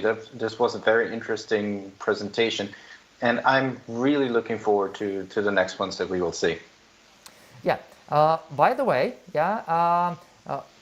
we see students performing this very difficult task. Could you please tell more about your experience? I know that about the great corporate culture in P&G and the concept of day one, where employees are involved in working on complex projects from the very first day. Can you tell us more about this concept? I'm also interested in any other features of working at P&G you would like to highlight. Max? Absolutely. So P&G, as you said, really does live its day one principle to the letter. And I want to give you just a brief example of that. So right after I joined P&G from university, I got my first big project, and it failed. Well, it didn't fail, but it went over budget. And it went over budget because of a decision that I made. And I did not get the return on investment that I was looking for. And Elena, from a finance perspective, you know this isn't good. Exactly. So I talked about this with a lot of my colleagues, and even asked my boss, I feel like you really saw this coming. So why did you let me spend that extra 3,000 euros? And to be honest, I will never forget her response, because she smiled and looked at me and said, well, because your development is just worth more than that. So what would you do differently next year? And I told her what I would change, and the result was that she trusted me to lead the organizational team for the CEO Challenge, the event, again for this year. And as a team, we delivered an even cooler event, attracted 2 times as many students as last year, and even saved a couple of thousands of euros. So there are many more examples like this, because that is the P&G culture. P&G empowers you to make decisions, allows you to learn in a safe and supporting environment, and trusts you to learn from your mistakes along the way. And seeing this growth mindset really come to life every single day makes me so grateful to be a part of P&G today. Elena, and how do you feel about it? How do P&G principles help you in your workday? Well, I quite agree with Max. So it was I had the exact same experience from my first day, and I was just an intern, fresh from the university, and I have a multi-million-dollar project to lead. That's a big responsibility, and quite some power as well. But it is actually very exciting. And throughout my career, it actually stays the same. By the way, I can share you an example from a book. It's one of the best management books ever written. It's High Output Management by Andy Grove. And it says the thing which, guys, I think your bosses just applied. There was a situation in the 1980s, the book is quite old, that the top manager lost $75 million. That time, that was a lot of money. And he came to his boss, and boss spoke with him, and after the speech, that person asked, "Oh, why didn't you fire me?"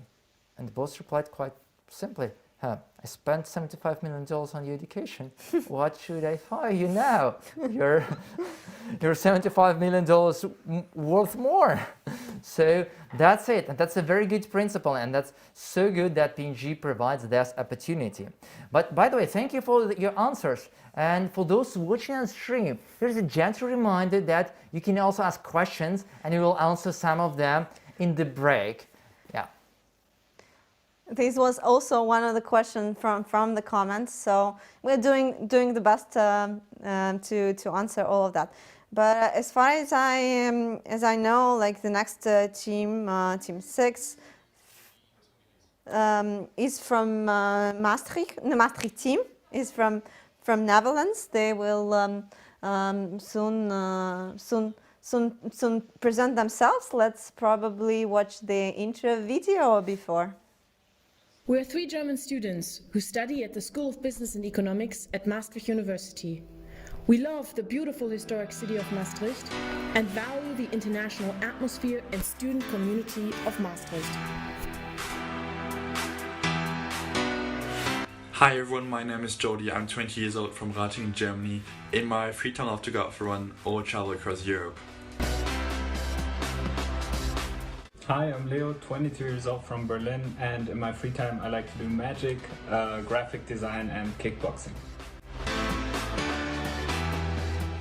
Hi everyone, I'm Mara, I'm 21, and in my free time I love to ride my motorcycle. We would have loved to welcome you all here in our regional headquarters in Schwabach. But really happy to do so now virtually. Now, get ready for our presentation. Let's go! Let's go!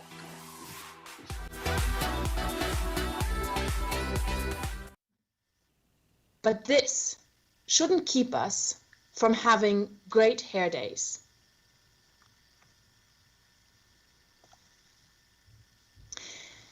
Currently, we can all relate to 3 main situations. We're working from home and spending a lot of time in front of the screen. We still go shopping for necessities, but it's not really fun. And eventually, we'll go back to a new normal, and we're really looking forward to this. So we want to bring you, so when we talked to our consumer, Isabel, she stated, "When I work from home, I still want to dress up and I want to feel great in front of the camera, but sometimes I just don't have the time." So we want to bring you and everybody who can relate to this Pantene Recharge. Pantene Recharge overcomes barriers to great hair days. Barriers such as, I just can't get the look that I want to last long enough because of my hair type. I just don't have the time, or my hair doesn't really cooperate the way that I want. For this, Pantene Recharge extends the freshness of your hair. It's a fast relief, and it's a complementary product to your already existing hair care products that adds volume, glow, or strength. So now Jordi is going to go on and dive a bit deeper into what Pantene Recharge actually is. Pantene Recharge wants to stay true to the allergens of the Pantene brand while also addressing a shift in consumer demand towards a more natural ingredients-based product. So how does our product work? We introduce a quick treatment which you can apply to your hair thanks to a spray head. This treatment is done in less than 5 minutes and gives you volume or glow or strength. So this extends the beauty of your natural hair and allows you to have a great hair day all day, every day long. So how does the product come to you? We have a glass bottle in 2 sizes, one for home, one for on the go. So the one for home is quite large in comparison to the one for on the go. But for the one on the go, we've created a set of 5 ones. So you have 5 treatments available. So you can do it during your workday while you just want to refresh before a video conference, but also when you come back home from your work, you can refresh, and you can always have the small one in your bag. So whenever there's a need to have a great head again, you can do it. So people want to know what is the brand about, and especially what's in my product I'm going to buy. That's why I want to build upon the smart label P&G already uses. So you can scan this QR code right now because it's available already. Yeah. Okay, we're back in studio. I want to encourage everyone watching us share their opinions in the comments. While you share your feelings, we will share us. In terms of this presentation, I would like to highlight several things. First of all, I really loved the presentation. It's very, I would say, Steve Jobs style. Super stylish, very conceptual, very strict to the point, great structure, and also how they spoke it. So they are sure to be a very high class. Yeah, presentation very high class. Very high class. Yeah, like the concept they provided. Second thing is, I would be more like a conservative part. First of all, I would like to think that they probably thinking about entering the market, which P&G actually quitted. So as far as I know, I'm not that expert in P&G markets. P&G quit the market with fragrances. Yeah. Am I right, Max, Lena? Yeah. We actually sold the part of the prestige business several years ago. And the guys are trying to move to the same market again, which I think will be sometimes a little bit contradictory to the actual P&G policy. And I think that P&G sold that business for a number of reasons. So going to that market once again, I would think it's a little bit tricky situation. The third thing which I would like to say, why it could be difficult, because it is a different market, and plus it is very different supply chain. Because, for example, they offered a glass bottle, and I think producing a glass bottle is a totally different supply chain compared to a plastic bottle. You need to have different suppliers, different technology. Everything should be different. Yeah, and it will take lots of time to get the team running on that. So these are three things. So amazing design, amazing presentation. I really loved it. And at the same time, a little bit conservative in terms of the product which they offering. Elena, what do you think? I get the idea a bit differently, that this is not a fragrance itself, but more like a spray, which might be more of the oilish type of product, and in this sense, I liked it a lot. Mm-hmm. Like for me as a consumer, it's important how my hair actually smell, and having something just to refresh it, like in the bathroom or with myself in the purse, actually sounded rather interesting to me. But you are right. The whole concept was very, very premium, and premium is a bit like different rules of the market. So this is something that needs to be thought through very, very well. But I'm intrigued of the presentation of the guys. I would love to see all the other details on the execution and on the financials. Max, what do you think? Yeah, absolutely. So it was a very, very interesting idea, and I'm going to come to that in a second. But the team actually started off with a really nice way of putting yourself into the shoes of the consumer. They started off describing the situation, then got into a quote from their consumer, and actually applying a really nice psychological trick by mentioning the first name. So that it's not just consumer one, but it's actually a real person behind that. So I really like that little twitch. And now coming to the product itself, yes, it is premium line. But Elena, if I remember correctly, this morning you mentioned having some problems with the hair sometimes, of styling it, and then it doesn't stay the way that you want it to. So maybe this is a product that actually could come up that would solve this problem for you. Yeah.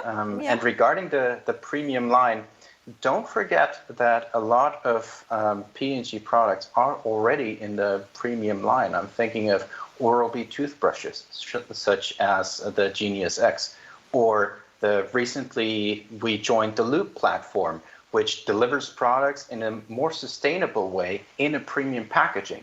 So that it is an avenue that is certainly interesting, and I'm very excited to hear what the judges think of this presentation, this team.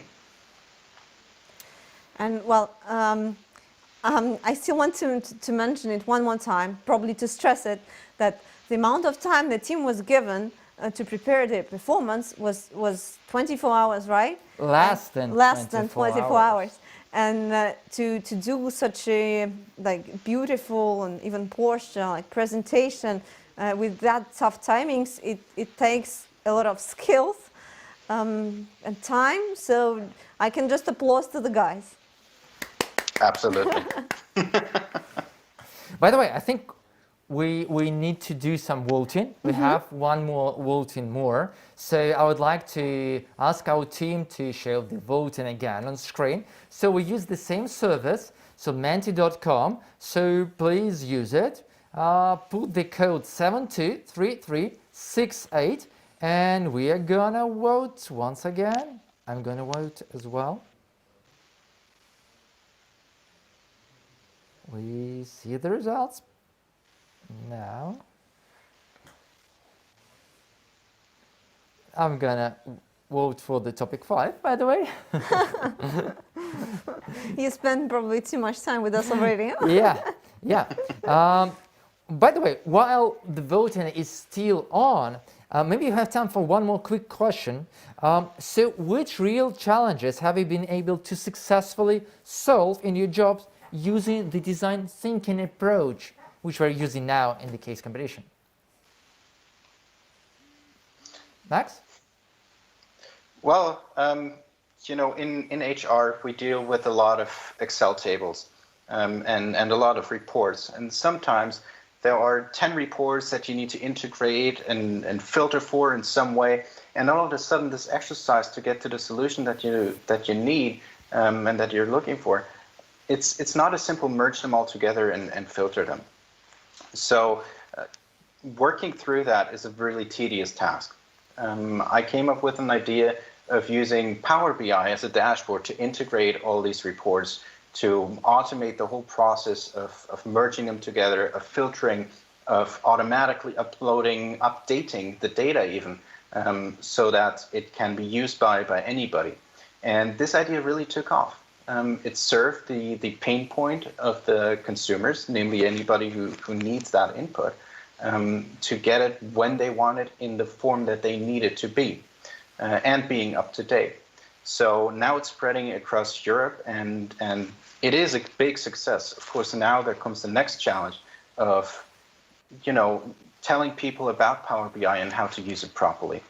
And this sort of change management is the next challenge, and I'm very, very much looking forward to solving it the same way that I did it with Power BI before. Well, let me probably pick some non-digital example on the contrary. So when I worked at the production plant, which produced laundry detergent, dishwash, diapers, and some other products, and as you know, the product supply is all about the effectiveness and the lean management and the loss elimination. So we were pretty much focused on maximizing the value of everything that we do. And along with some very widespread tools like loss analysis and fishbones, we also did a cost strategy and target costing exercises, lean org designs. These were the exercises where you sit with a blank piece of paper, starting with the basic question like, what do I want to achieve? How does the success look like? What needs to be true in order to get there? And so on. And these were the most difficult exercises and probably the most rewarding ones that I've ever done, because you can see then your design come true and how this blank sheet of paper from the very beginning actually transform the whole way we work. I guess we are ready for the next team. It's the Beauty Consulting from Serbia. So let's watch a video introduction. Ladies and gentlemen, representing Southeastern Europe, Beauty Consultants from University of Belgrade, Strategy Specialist Vladimir Stojiljković, Finance Guy Luka Delic, and the Marketing Guru Dunja Paunović.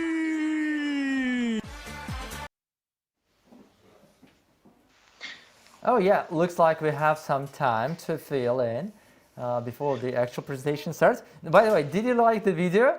I loved Absolutely. it. I loved it. They like football team. Yeah, we will rock them. In there, and I'm really wondering, will they have the same energy in the presentation later on? Let's see. Let's see.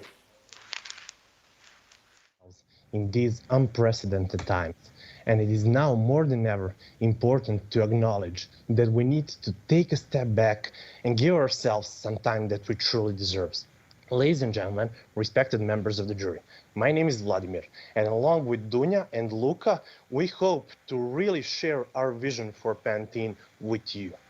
So we were really inspired by something that Layal Amar, a brand director for Pantene in Europe, said yesterday.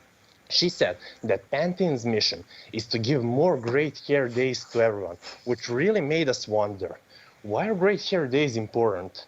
And it goes back to saying that it is a #1 self-esteem booster.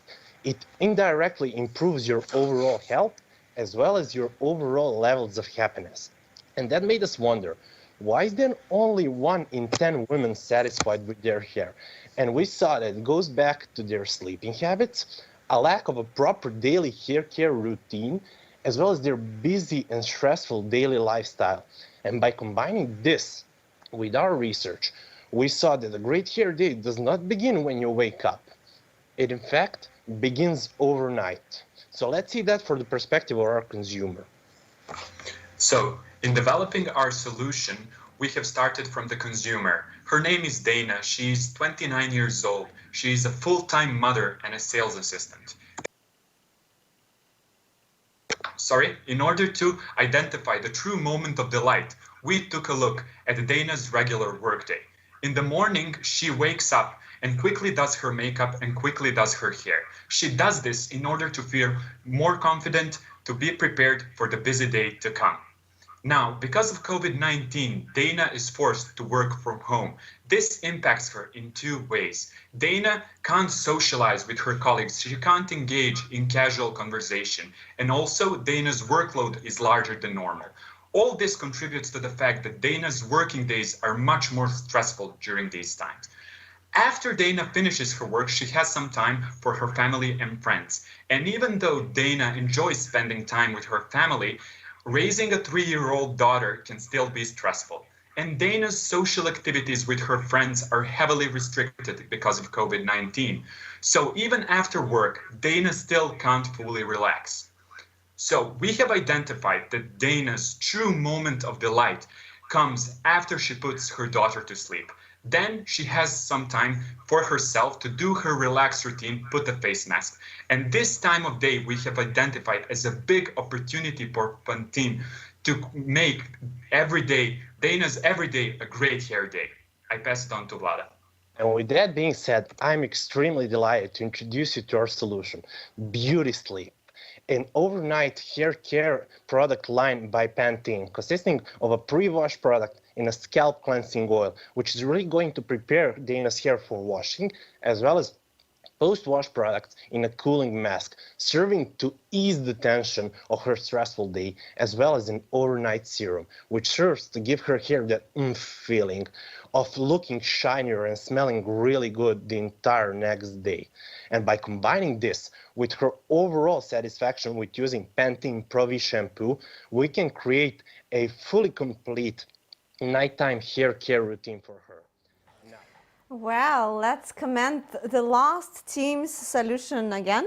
But firstly, I wanted to remind you that the voting on the topic is still open. So you go to menti.com, you input 723368, and you can still vote on the topic that we will discuss just after the team's performance discussion. So Max, what do you think about the team? I thought this was very interesting. Again, it was very consumer focused, very on the today's scenario. But what really stood out to me here is that they gave it a different spin. So the solution that they have presented and that we saw was a lot to do with efficiency and using the time that we usually don't use for hair care, at least I don't, and that is the overnight period of time when you're asleep. And they presented a solution that works in that time and exploits this window of opportunity. That is exactly the kind of outside the box thinking, right? You don't only should be taking care of yourself when you're awake, but what about the time when you're asleep? And I really like this about this team. Yeah, I would like to continue because I really like this presentation. What I like, first, definitely, it's the consumer research, especially the depth of analysis. I think these guys provided the most thorough analysis of the consumer, both the customer journey and also really good understanding. For example, that thing that people use their shampoo before going to sleep, that's quite a very interesting thing. I'm as a man, I don't understand why it happens, because when I wash it during, before going to sleep and waking up early in the morning, I have my hair like electrolyzed. But I see that my wife actually uses it all the time. Before going for sleep, she uses she washes her hair. That's a very good understanding of customer focus and how customers use their product. B, I really like that they used that design thinking approach. I think this team used it best. So customer journey, testing ideas, very good. Third, I really liked, in fact, the whole concept. Why? Because I think it provides a new market for P&G and a new market for Pantene. Because that is people who use the shampoo not just because of the fact that they need to wash their hair, but just to have a good feeling before the sleep. And that is very important, especially in COVID times. That is the fourth point. It is very up to the moment and very up to the COVID times. The only cons I see is that if they will be able to do it as fast as possible so as to catch the momentum. Mm-hmm. But I really like this presentation. Lena, what do you think? I like the presentation as well. I would say that I'm amazed at how different all the solutions are. So I think today we have never heard like the same or the similar ideas. So all of them were different, and like partially, as we discussed, this is thanks to the tasks itself and design the thinking methodology. Thinking, yeah, it really works. Approach. Yes, absolutely. And it's time to see the results of the vote. So what is the question we will need to answer? Oh, let me have a look. I haven't seen it yet. It looks like working at P&G has won. Oh, very easy one. Yes, yes, we can see the results on the screen. Max, so will you start? Sure. God, there's so many things that are rushing through my head right now. So one thing that we are proud of is that we encourage our people to develop, to grow, and to grow from the challenges that they face in daily work. For me, that was, for example, the organization of the CEO Challenge. Coming from university and being a student, your budget is just different. And to me, it was one thing of leading such a big event, because the CEO Challenge is the largest event that P&G offers to students and in a case study setting on a global level. And being allowed and empowered to lead the local final preparations for it, that was unbelievable. Having budget responsibility was a lot of trust that is being put into you. And like I said before, you are being challenged. You are being challenged to grow. You are being put out of your own comfort zone, and are at the same time being given the support that you need to enable you to grow. And that is something wonderful that I think every employer should be doing, and that I know for a fact P&G does really, really well. By the Elena, way, how was your experience?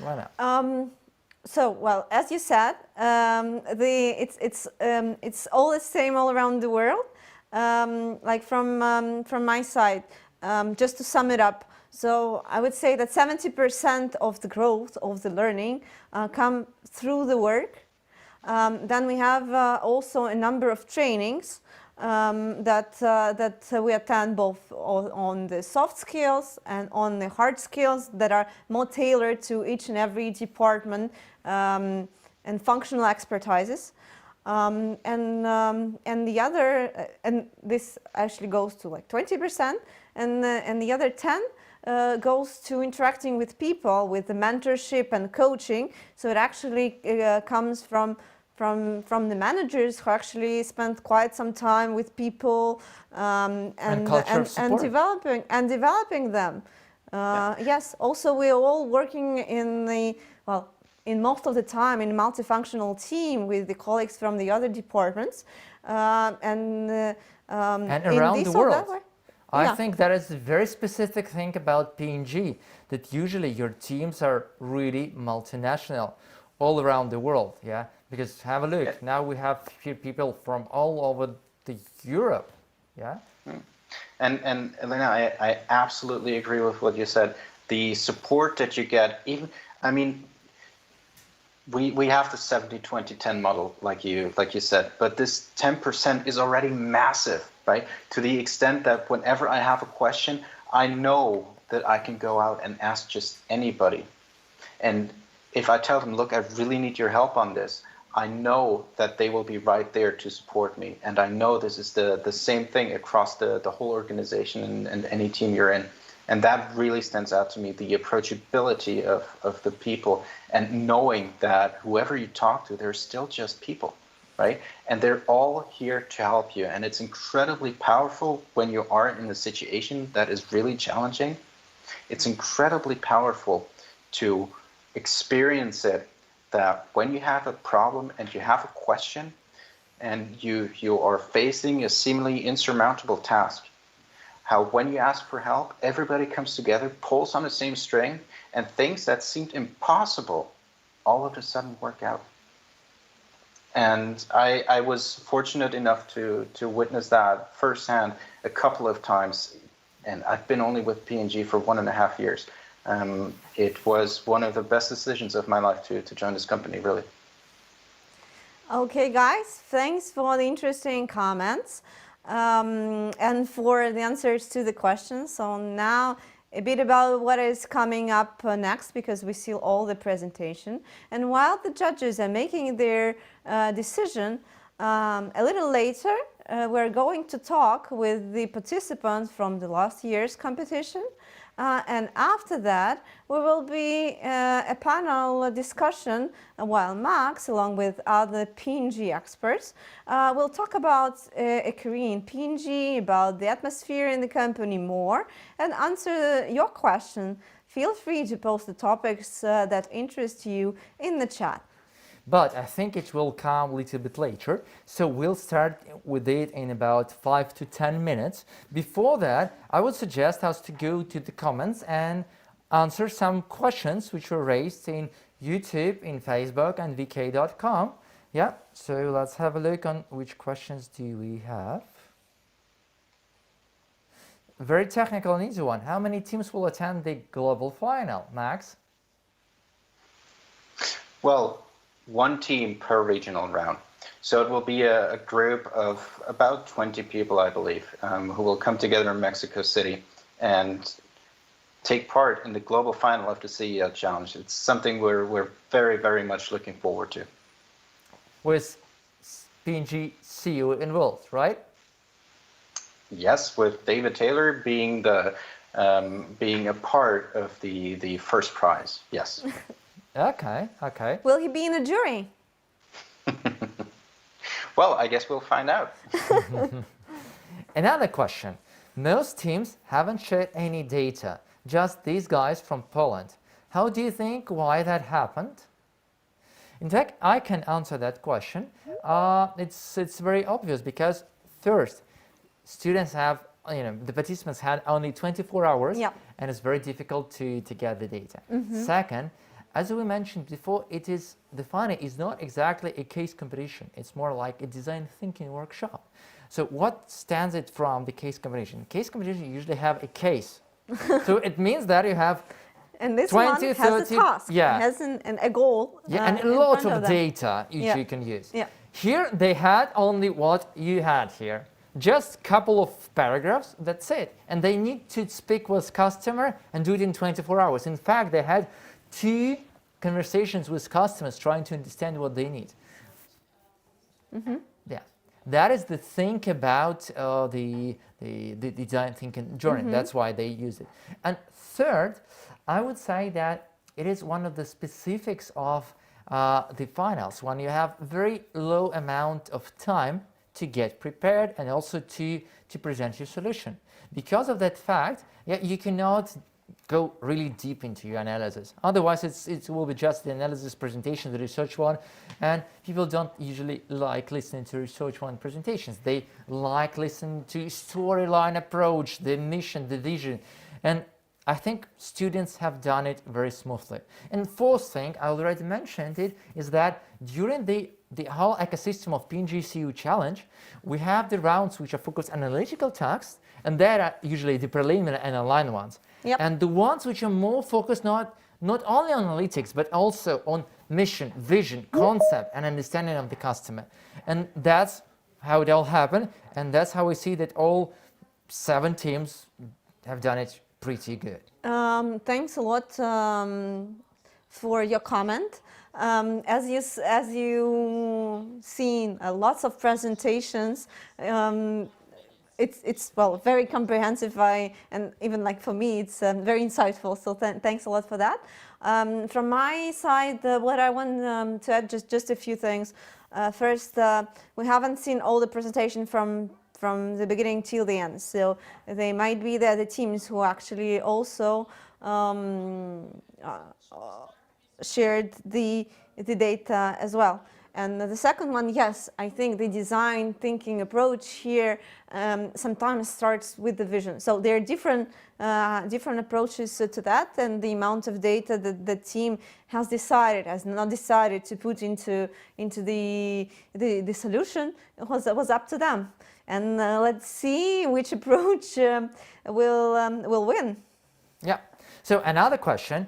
When will the registration for CEO Challenge 2021 open? Max, can you help us with that? So, if you want to know when the CEO Challenge 2021 registrations will open, check out pg-ceochallenge.com. That is where you can find all the relevant CEO Challenge information and where you will see immediately when the registrations will open for next year. Okay, but definitely do it.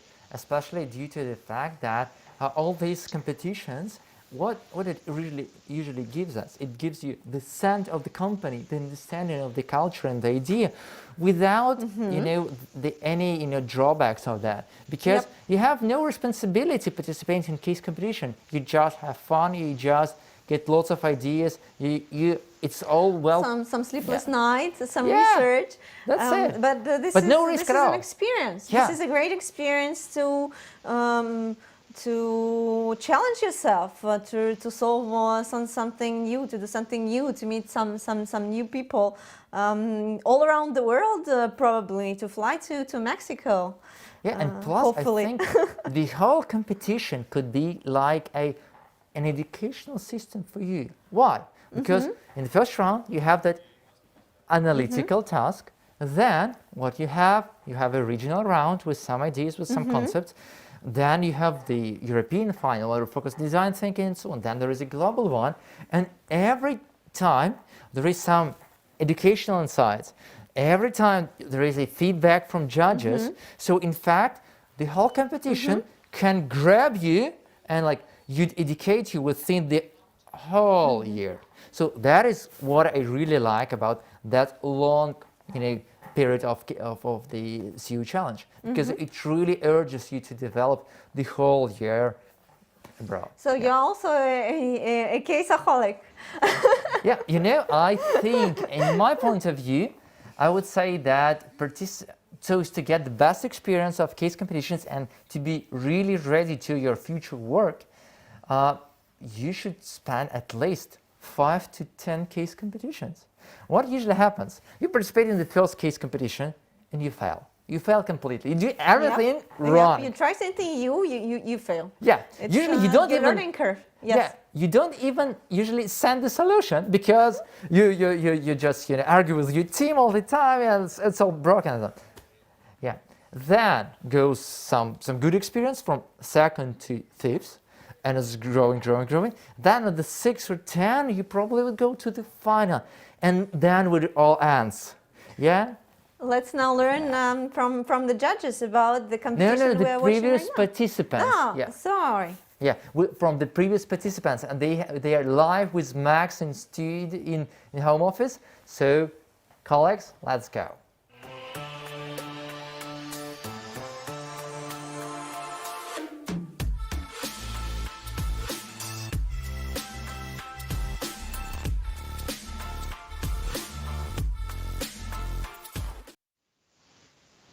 Hi Mariela, hi Yaroslava. Thank you so much for joining us today.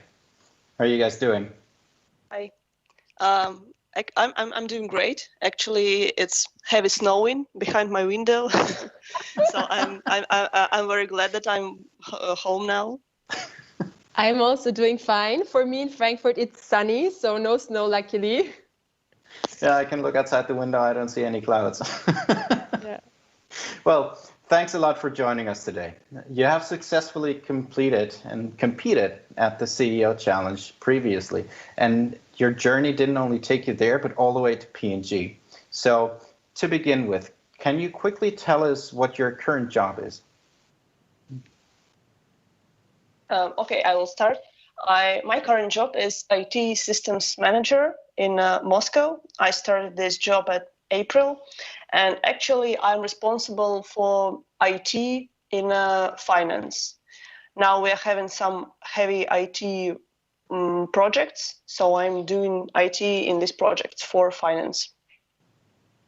Cool. I'm on the marketing side, so a bit of a different function. I'm working in the corporate media team, so I'm not on a specific brand, but I'm working across all P&G brands, advising them on their optimal media strategy, and I'm also responsible for reporting the media budget of the brands. So I have a corporate function. Two very different perspectives. I love that. This is going to be super interesting. Well, of course, you're with P&G now, but it all started back with the CEO Challenge. And we have a lot of people on the stream with us today. And actually, some questions already came in for when the next CEO Challenge registration will open. So, question on that. Do you still remember the reason why you decided to apply for the P&G CEO Challenge? For me, that was super clear. I wanted to land a job at P&G. Straightforward. To be sincere, for me, it was completely spontaneous decision. I just saw the link at the right place at the right time. I didn't want to do some university study job. I was slacking off, and I saw the link, and it looked super interesting, so I just registered. It was spontaneous decision, but from my experience, spontaneous decisions usually pays off, and it did. In this case, certainly did. And then, since the CEO Challenge has completed back then, how has your life changed? Besides the obvious, you're working for P&G now. Well, I did both master and bachelor degree in one place. Yes, it was very professional, very energetic, very pushing you forward community, but it was the same community of similar-minded people. And after the CEO Challenge, when I had to work with completely new people, I met them only at the day of the challenge. I understood that I'm not as good in communicating with people and working with different people as I thought of me. So I understood that I need to move forward and open myself up for some new people and new communities, not only in a professional way, but as well in personal. And I can certainly say that it wasn't only the thought, it affected my actions and what I did after CEO Challenge as well. So it was like opened my eyes on an area that I can move forward. I think for me, probably the CEO Challenge changed two main areas, I would say. The one is self-confidence, and the other one is probably the way I'm looking at teamwork. So I remember that at the CEO Challenge, my team was the first to present in the DACH final, and I was the first person to present. And we had a case study that was far from being completely analyzed. So I was so nervous. And seriously, my legs were shaking. I saw other candidates, they were not so nervous. I don't know how they did. I was super nervous. So, but just the fact of completing that and having still successfully presented gave me a lot of self-confidence and energy. And you know, when I face a similar situation now, I already know the feeling. I already know that I can do it. So I would say that was definitely a huge impact on that side. And on the other hand, I remember that my team, we tried to split tasks, which is usually what you do to be efficient.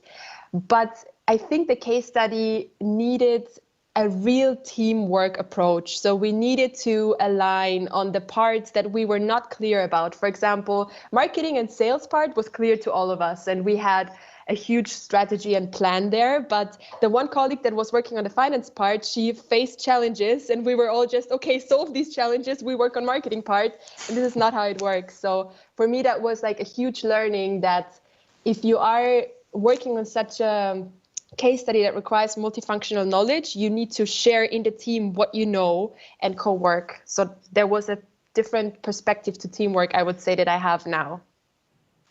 It's a lot of communication that you're touching upon, right?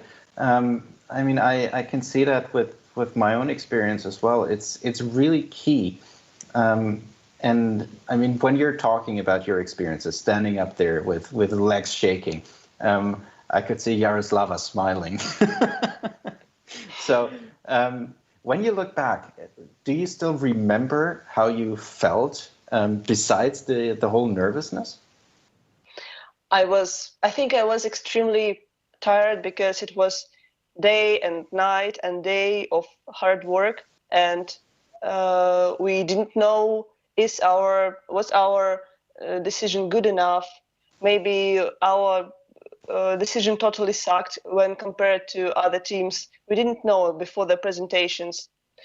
So I definitely remember the same feeling of being very nervous. But I think everyone is nervous. Just some people hide it better. So Mariella, don't think that you was the only person that was nervous. Yeah, I remember that. So I was nervous and all that. That's with the presentation. But on the other hand, what I also felt and what specifically then again motivated me to apply for P&G was the networking you get was incredible. So I don't know how it was in your case, but in our case, we had dinner together with people from P&G. They were around us all the time, so we could talk. And I had this feeling of, wow, these are people that I can get along with so well and have a casual conversation. They are excited about me. They're excited to get to know me, even though I'm not part of the company. So it was just this super cool feeling of, feeling that this is the right place. So this is also what motivated me then again to apply for P&G. But that's a strong feeling that I remember also from the challenge, apart from being super nervous. But in addition to this, I remember feeling very happy after it all ended. I was just, really, really happy. And I agree with you about very professional P&G people that were around us. To be honest, I P&G wasn't my first employee choice before CEO Challenge, but after the CEO Challenge, when I communicated and chatted with all these people, it was my number one priority since then. And I always wanted to work in IT, but I have a management education, and it's not that easy to get in IT when you are from management. And people from P&G, they motivated me and showed that in P&G it's no problem. And since then I'm working in IT, and I'm super happy that P&G gave me this chance, because really I don't know any other company that would give me such opportunity without IT background. I love these comments, and you both, again, you underlined the people aspect. And whenever I ask colleagues, and I don't know, feel free to do it in your next Coffee Connects, but whenever I ask them, what is the reason why you joined P&G? The number one reason, the number one reply I get is the people. And you echoed this beautifully. But coming to think of the conversations that I have with other colleagues, there are certain times when I feel nervous about some conversation that is going to happen, some meeting that is going to go down. And I actually also tend to look back on the CEO Challenge and the feeling that I had of nervousness up there, and how it all ended at the end, and the relief that I felt afterwards. Do you guys ever look back at the CEO Challenge and your learnings from it? I must say that now, being on this job for 6 weeks, I think this is my 6th week, what I felt at the CEO Challenge is pretty much reflected in my job almost every day. So I think the exposure, P&G says responsibility from day one. It's not a lie. Really, it's like that. So I have very high exposure in my job, frequently presenting ideas or projects that I'm working on to the director of media. The next line would be the CEO of media. So really, there is some nervousness to that. Same as when I was presenting the CEO Challenge in front of senior managers, I was also feeling this nervousness. So yeah, definitely. I think these feelings reflect now in my day-to-day life here. And the nervousness is there still, also now in my job, I won't lie. But still, I know how to deal with it, how to cope with it, how to still be confident about my ideas and defend them also. That's very important, I think.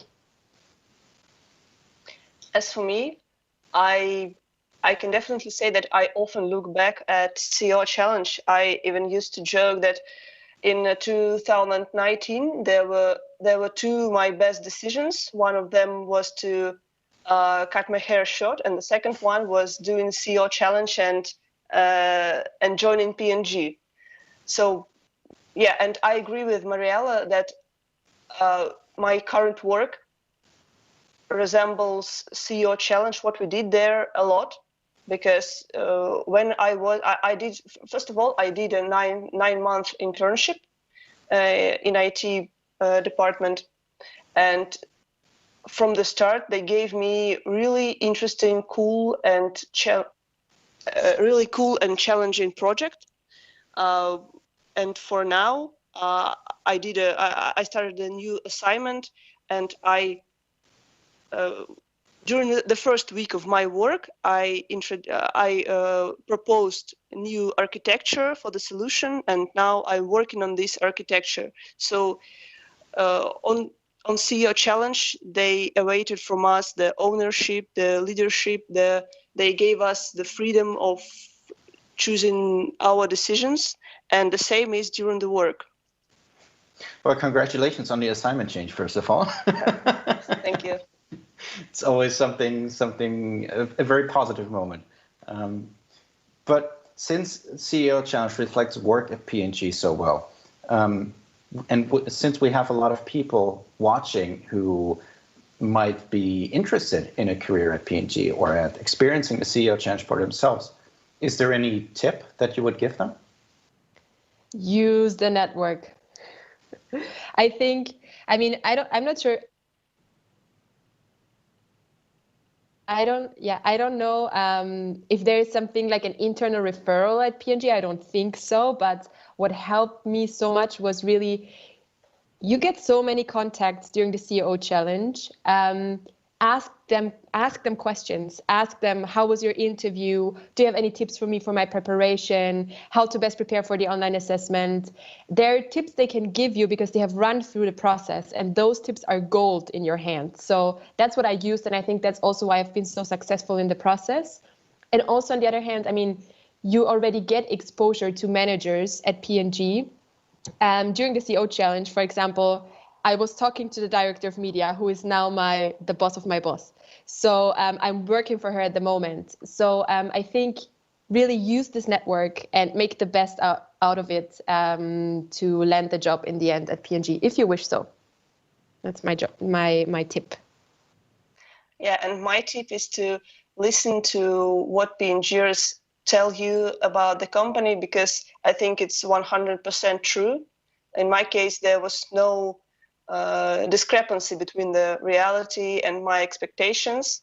So it's not just marketing. You should really listen to them and ask questions. And I think you will get the answers that are really close to the reality.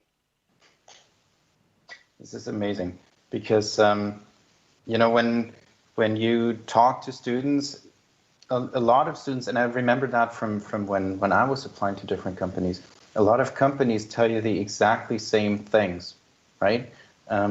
So how, I mean, you're saying trust the P&Gers, but well, which of the things that the P&Gers tell you on a recruiting booth, for example, right? What of these things matter to you the most, right? So what are you most proud of in our P&G culture? I think the culture of ownership from the beginning, from the band one, from interns, from AT and T, from specialist people, everyone is expected to be the leader and to own some smaller or bigger part. Well, I think no one in P&G is just the gear in a big mechanism. Everyone is important and everyone is responsible for a very important part. Yeah, I can only agree to that. And on top, I think what I'm most proud of is also this culture of throwing you into the ice cold water. Simply, you have to swim. That's what I was told, and that's how it is. So what you feel at the CEO challenge typically is that you have a case study, many things aren't clear, you somehow have to take a decision and move on and present something. This is what it's like. This is being thrown into the ice cold water. You have to make your best approach, defend it, and go with that. That's, I think, what's deeply in the culture and deeply rooted, and what the way of work is like at P&G. And that's what I hear. That's what's true. And that's also very cool because it's a huge learning curve, I think. But at the same time, this ice cold water is rather comfortable, surprisingly, because everyone is very helpful and open for questions. Yeah. In P&G, we don't expect from people that they will be professionals from the start. We know that people learn. We are open for this. How long did it take you to learn how to swim? I'm still learning. Yeah. Yeah, I think it's all about the process. It's not about the result. You just need to have fun and do great things like every day. Yeah, I think the beginning is challenging, and at P&G you have a new assignment every 2 years, so you're constantly challenged. But very soon you have these success moments and you start doing things right, you start understanding things better. And I think this is when you learn how to swim better and faster in a way. Yeah. So you have made very different experiences in different countries in P&G. And now I'm really curious because you just spoke about the success stories. What is the most positive moment at P&G that you have had so far? I think the most positive moment that I remember the best was having my own workshop my own technical workshop for IT department on our offsite. I'm not a IT person, I'm not a technical person. I learned all of this during my work in P&G, and after half a year, I was capable of doing the technical workshop. I was really proud of myself, and I was proud that it went great, and I was so overwhelmed with emotions. And at that moment, I understood that joining P&G was the great decision. For me, the biggest success moment was about a year ago, a week ago, I think, when we had to send out a communication to the brands. Because as I told you, I'm working across overall brands, and once in a quarter, we track in media spendings whether the brands have savings or under deliveries, something like that. And so we have to communicate that to brands in order for them to reinvest if they want to. So the deadline is really tough. The communication has to go out, otherwise they cannot make use of it. So I was the owner of the process, responsible for sending out the communication on time. All my team was participating in this process because I needed input from each of them in respect of their area, their specific area, digital, print, TV, etc. So I was aligning on everyone. I was chasing everyone for input. I was, questioning the numbers if they're correct, etc. And we could send out the communication on time. And what was beautiful is that the process was a bit bloody, because if you have to chase people to get input, it's always a bit bloody, But it was sent out on time. And this was also celebrated by my team, really. Like the celebration of this being managed by me successfully was so great. And I think that just added a really nice feeling of, being successful or managing the job well already after 1 month being in the company. So that is wonderful. I actually have a lot of more questions, but I think we ran out of time. So thank you both very, very much for taking time for us today and answering these questions. Yeah, thank you for having us. Thank you. Andre, Elena, back to you in the studio. Bye. Yeah, all right, everyone. It was very nice to hear all of you sharing all that great experience. And now we're going to another kind of experience, the experience of our panelists and experts. And I think it's also very interesting thing. What it will be different? So these girls, they have entered P&G just a couple of years ago. They show how the first years in P&G would look like. And now we're going into some more, into 5, 10 or 15 or 20 years of experience, because our panelists will have a lot of experience. And by the way, that's a very interesting point about P&G. Compared to many other companies, P&G is unique in the fact that the majority of recruitment is done through graduates. So people are usually growing only from within. Yes. And only just a very small portion of people are coming from outside, which is, I think, rare, because usually in FMCG markets, it's just from here, there, and there. Here I worked in the same team with Yaroslava. She just joined us from IT. So yeah, it's a small world in the P&G. Wherever person I met in the very beginning of my career, I still see them in different meetings, etc. So that's true. This is the point of the promote from the within principle that we share. There was also a question in the comments about the hiring, about how the pandemic influenced the work that we do. So it influenced all our lives. So now we are all working remotely. Well, depends on country to country, on the regime that we are following. But normally we continue the operation and serving our consumers with the goods that are still produced at our plants, delivered to our DCs, and then distributed to the shelves so that you can actually buy it. And on the hiring side of things, we're still hiring. Like as FMCG in this point is rather stable industry, because the people still wash their hair, wash their clothes, etc. So please go to pngcareers.com to find out the the vacancies, the open positions in your specific countries. By the way, about the specifics of FMCG and P&G in particular, that's also very important. Look, so current graduates and students this year, next year, and several years after, they have a wide variety of choices. Consulting, IT, anything. What stands out in terms of FMCG is, at the first point, it's stability, but at the same time, it's fast-moving environment. I think this mix of those two things is totally unbelievable, because usually when you have stability, you don't have fast-moving environment, because it's just about stability.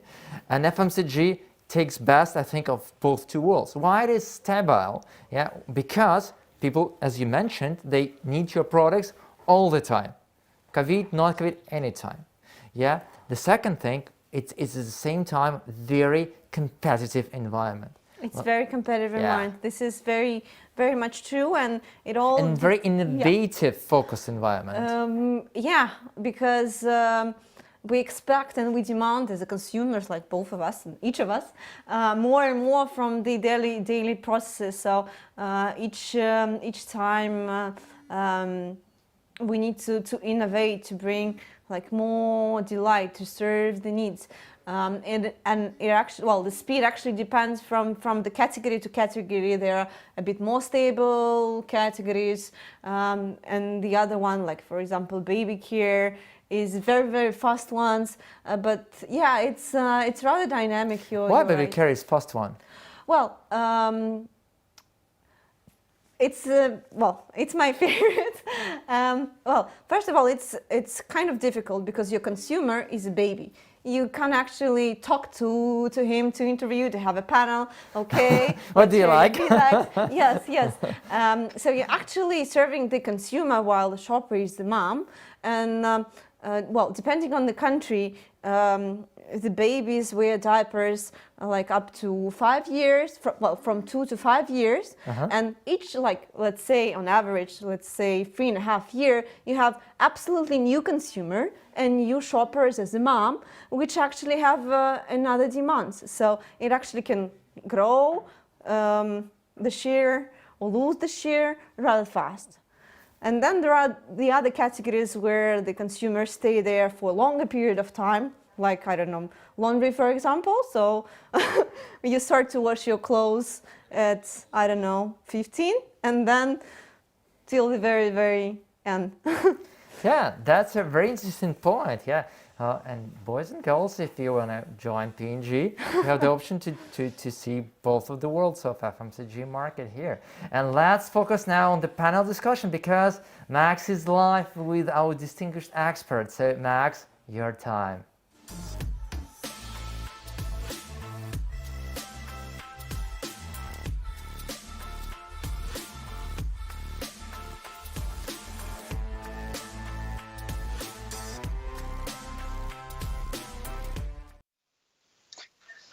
So welcome, Verena, Laura, and Nicholas. Thanks a lot for taking time of your busy day to join us in this panel discussion.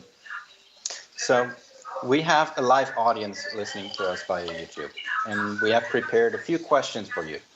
But before we start, maybe you can just quickly introduce yourselves in 1 to 2 sentences, giving your name, function, how long you've been with P&G, and what exactly it is that you do in your jobs. So maybe Verena, you can start. Yeah, sure. Hi, my name is Verena Kempter. I'm the HR talent manager for Germany and Austria, and I am with P&G already since 13 years. And our team is taking care of all the recruiting activities in P&G and also taking care of learning and development. So I'm happy to answer some of your questions today. Super, then I will just continue. So my name is Laura. I'm working as a brand manager for Pantene. So the amazing brand we have been talking about the whole day. I've been doing this for 2 years now, and I'm a total with P&G for 4 years now.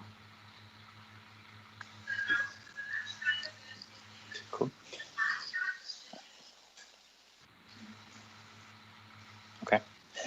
Hi, everybody. I'm Nicholas. I'm with the company 5.5 years. I work in sales, currently in the commercial function. in hair care. So I'm responsible also for the decisions of which products we intend to launch and how to market them. Very cool. So we have a very diverse set of functional experts here with us today. And maybe we can start with a question that only a few really dare to ask. So a tough hard hitter. Fair enough. Being the talent expert here, also responsible for talent development, P&G claims to differentiate itself based on high future earnings. So what does P&G offer here? Yeah, Max, I think that's a great question. I'm happy that you asked it, because you're right. I think only a few people dare to ask that, really.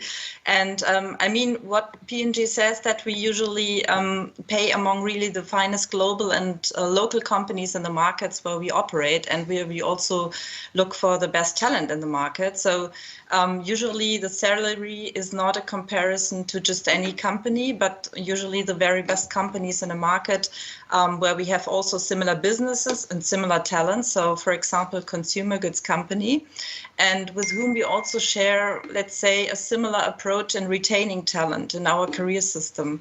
So I would say for P&G, our career is a long-term career system, and that is also reflected in our salaries.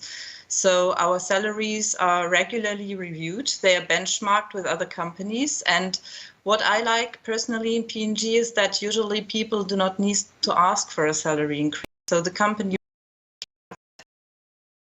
is from a few. Yeah, usually, I mean, what P&G offers as well are other benefits.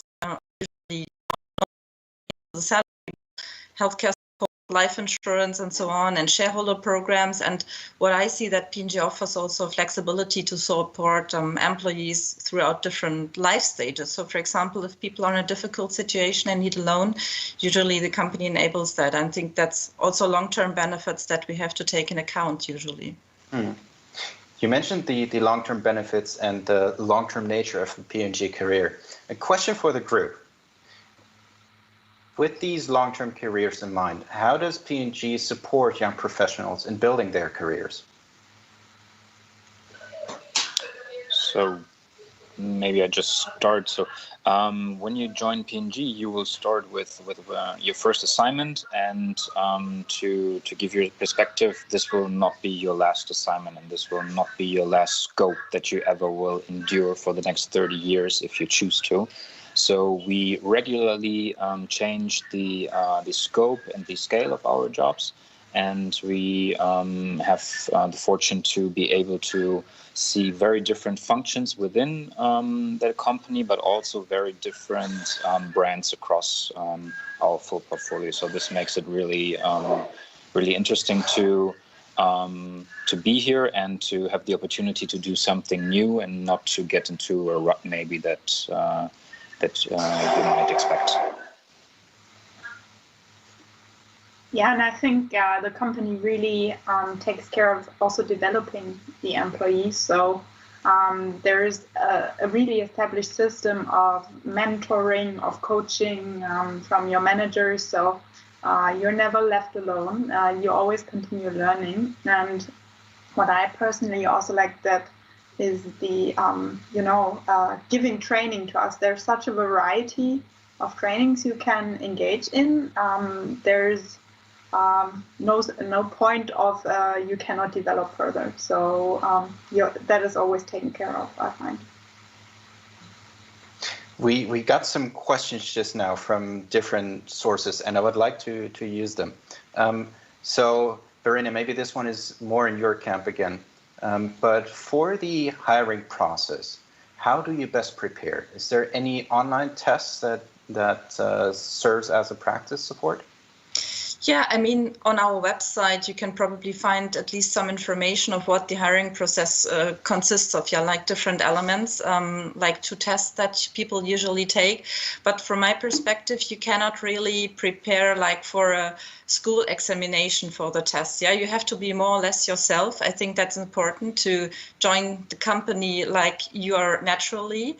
And of course, from my perspective, it's important to take, let's say, a quiet place to take the test, of course, and go through the online test. And then afterwards, if you pass, you're invited to interviews. So I think the best preparation is be yourself and take a quiet place for the test, and then you should be fine with it. Another question coming from Facebook. Nicholas, maybe this one goes more into your camp because you're our design thinking expert.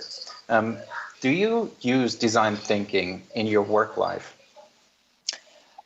We had, I think, the first introduction of design thinking 3 to 4 years ago. And we had a bigger event called the Innovation Days, where we leveraged this process also with help from an agency. And from that on, we tried to bring it in. And now this is my, I think, 4th design thinking applied event. The first time virtually, so it was really exciting. But we always try to take the time, because it requires a little bit of time, but it gives you a lot of valuable insights, because it goes a little bit the other way than we are currently, or most of the time, doing problem solving. So yes, we try to apply it many times. We have a community of design thinking facilitators that can be asked anytime to help. So we offer that on a regular basis. And, Laura, how about you? Because you're also working in the brand management area, so I can imagine you using design thinking or some other creative frameworks as well a lot in your job. Well, obviously, brand building is always a creative process somehow. So absolutely, I personally learned a lot. Also, like putting the design thinking into a digital space. That was the first off for us, but it worked really nicely. And other than that, we engage in a lot of brainstorming sessions all the time. As said, we work very closely with our managers and colleagues, and there's never me being alone, right? So we always put our brains together in different formats to come up with the best solutions for the consumers. Mm-hmm. And if you work together with so many people so closely all the time, I'm sure there has to be someone who has inspired you in your careers or made a comment that just stuck with you and that you remember and like to remember a lot of the times. Do you maybe want to share who that is or what it was that they said? Sure. I don't know to the viewers of this live stream how you've been following it, but if you have seen one of the judges already shortly, her name is Layal. She's our marketing director for hair care in total Europe. And it's such a pleasure to work with her. She's such an inspiration to me. And where she's always super picky on, and in the beginning it was hard for me to deal with that. But she's such an inspiration to me. There's an echo. Yeah. She's always going back to the consumer. So she always asks, so what is the insight from the consumer? What have you learned from that, and how do we build on that? So that's really an inspiration for me. How about for the others? Anything you want to share? So I think the very cool thing is that we have many individuals who have been with the company for a long time, who look back to vast experience across many years, sometimes even decades, who inspire you in different fields. So in each function, I think there are a lot of leaders. And even now, as we go through this new phase during the Corona times, you really see how our senior leadership is stepping up and giving us the confidence to keep on working with pride and serving our consumers. So you will always find an inspirational person in your function, I'm sure. We've been talking a lot about P&G, the people, the culture, and we actually got a challenging question, a very challenging question, I think, online. And it basically says, if P&G just appears like such a flawless place and employer, so is there something that you would like to change within the company? I mean, besides increasing your own salary, of course. to let me jump into that trap. I mean, it's it's. I mean, this is like also just a normal company, and there are pros and cons working with every job. And I think sometimes you wish for more flexibility, and that you just put your ideas directly to market, and then you realize what kind of scale P&G has, which makes it more difficult sometimes, but also helps you in so many different ways. It gives you so much support in all the different aspects of your job.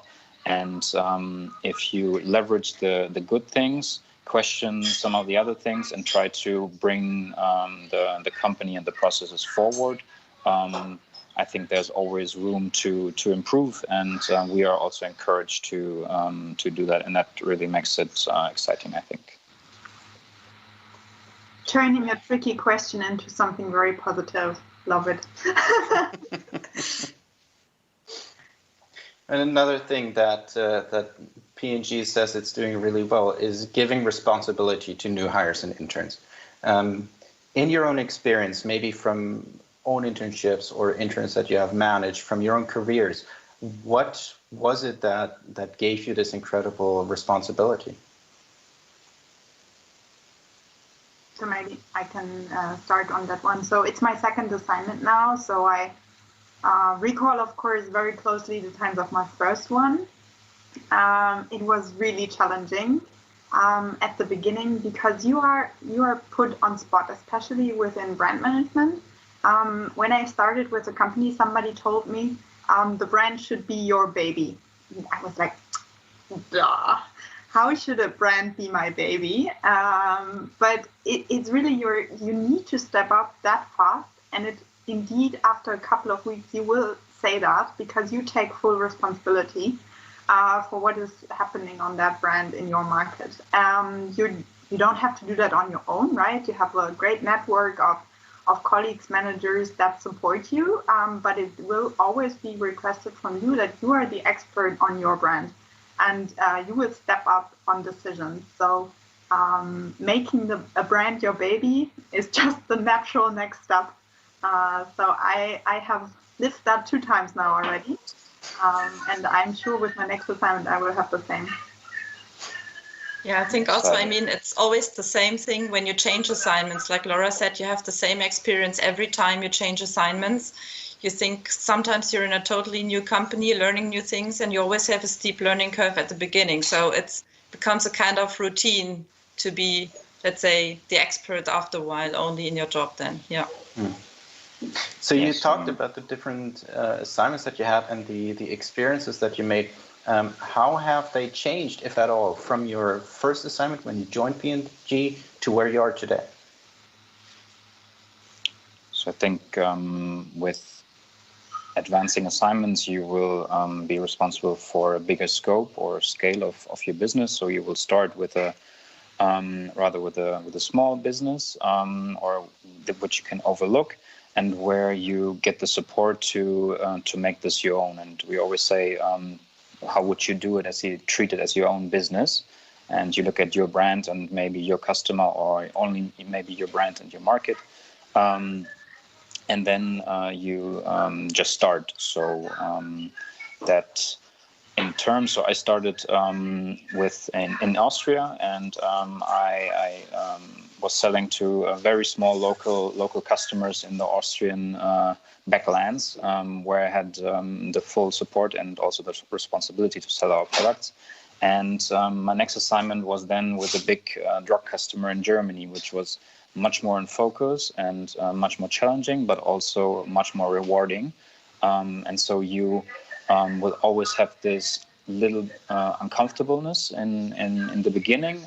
This learning curve is always there, but it will always keep you on your feet, and and you will continue to learn. So you will never really taper off. At some point, when everybody recognizes you, okay, you know the rules of the game, you will be challenged in new ways, which is, for me personally, a really cool experience.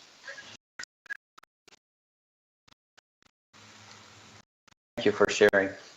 We just got the next question, and this is a recruiting COVID current situation concerning question. So, since COVID has significantly affected the job market, but P&G is still one of the few companies which is recruiting right now. What is your advice for graduates in the current situation? I think my advice for graduates in the current situation would be, of course, to check a little bit the labor market. And for P&G, I can say that we continue to recruit and hire in the current situation. So for us, it's not a situation where COVID stops us from hiring people. Especially, I think we have currently much work to do. So we are producing our own face masks. We are producing our own disinfection things. So the plants and all the people in the commercial teams are really busy, I think, in the current time. So that's why probably the impression is also that P&G does not stop hiring and recruiting during these times. Yeah. And then, of course, a career at P&G gives you a sense of purpose, which is incredibly important nowadays. But how does P&G, maybe even in your own lives, provide help in building more meaningful careers?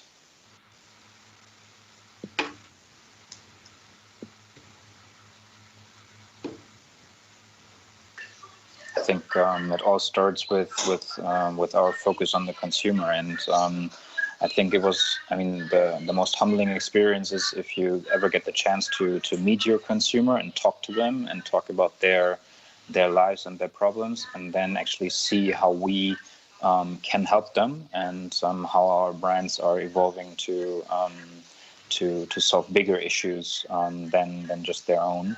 And this is something really inspiring, and this is also motivating. So you always have something to work for that you can believe in. Yeah, I think I can also add to that from a brand perspective. We're building billion-dollar brands here, so this is you really have a big place to play in, so to say, and all our brands, they step up. So for example, for Pantene, the mission is more women, more great days. And I think we have it, it's even broader now. It's not women, it goes beyond.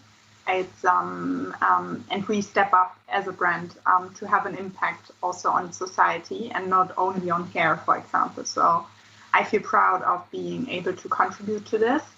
And that's only possible if you have such massive brands that enable you also to do this.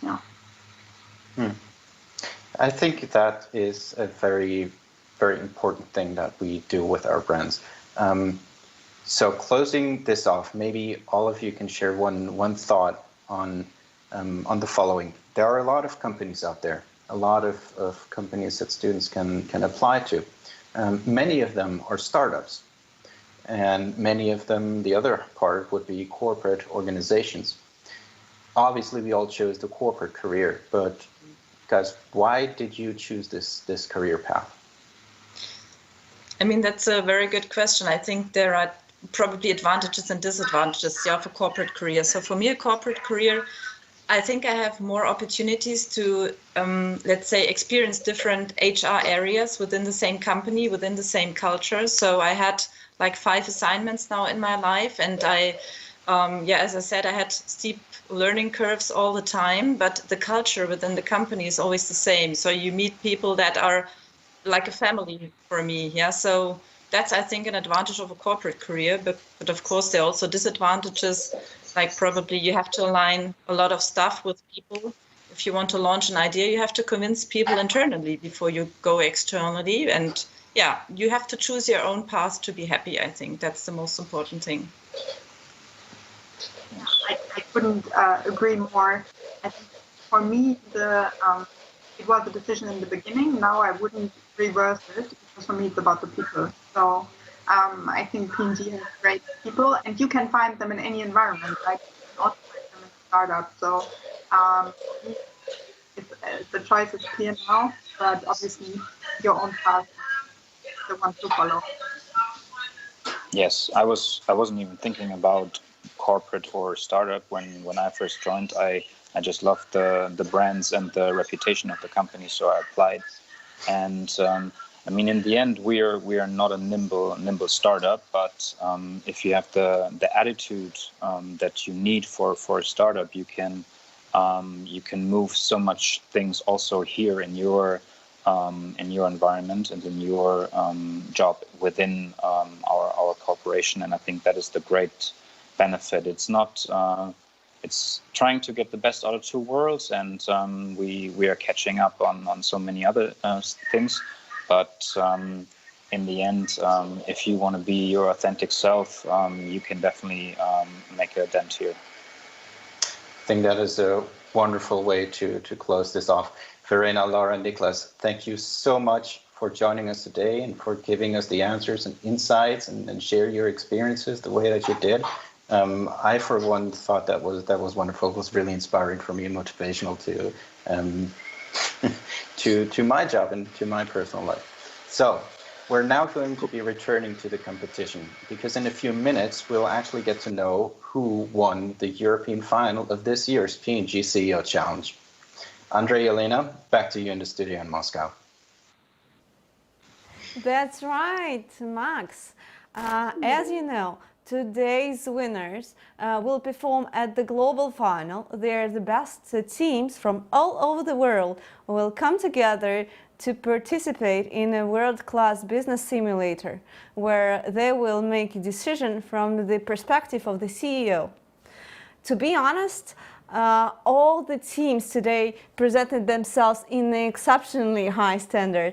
They have demonstrated the ability to think strategically, their readiness to work with the tight deadlines and in an ever-changing situation, and all of which are the skills that a true CEO really needs.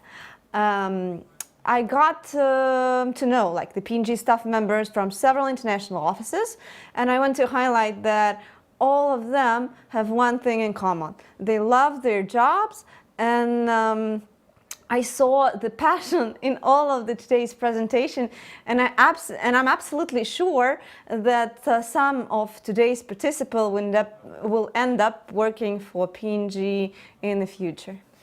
I would even add that I would really like if in 10, 15, 20 years, one of them will be the CEO of P&G. Well, in a moment, we will announce to you the winning team of the P&G Europe CEO Challenge final. Stay tuned for the big moment and don't miss it.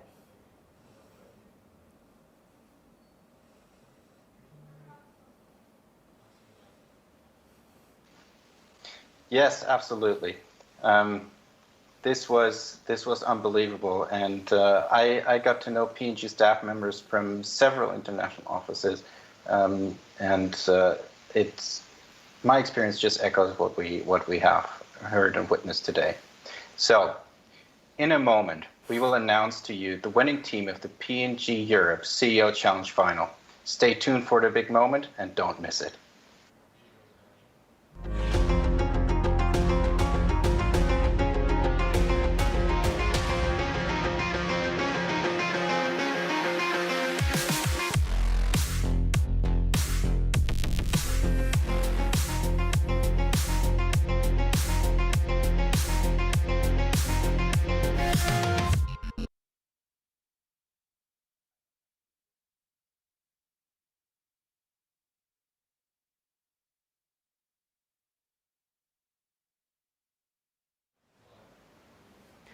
Are you intrigued? Yeah, absolutely. I'd love to get to know who the winner is. Max? This has been a truly special CEO Challenge final. At P&G, in this unprecedented time, everything we do is guided by three principles: protecting the health and well-being of people, serving consumers around the world who count on our brands and the benefits they provide, and supporting communities and relief agencies and people who are on the forefront lines of this global pandemic. Taken together, they ensure P&G will be there for the employees, consumers, and communities who have always been there for us. In doing so, we're guided by our purpose, values, and principles, just as we have been for generations. All of the teams who joined us today have displayed this understanding and echoed this ambition. Witnessing the passion, leadership, and smart thinking of these leaders of tomorrow has been a wonderful experience for me personally. And to the teams, regardless of who the winner is, you have come a long way, and you can be truly proud of yourselves. Each and every single one of you has been able to feel what it is like to take on complex and significant tasks and immediately immerse yourself in solving various problems. And you have all proven that you can succeed in this truly challenging environment. Unfortunately, only one team can move on to the next stage and represent P&G Europe in the global final in Mexico. Are you ready to find out who?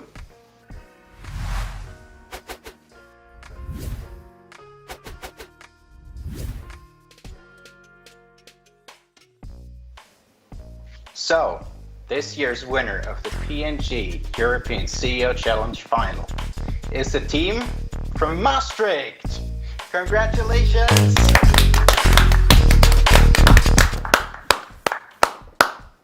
Yeah, that is, by the way, Congratulations, Maastricht team! amazing, amazing. What were your best team? Who you thought about? Well, I actually thought about Maastricht. Really?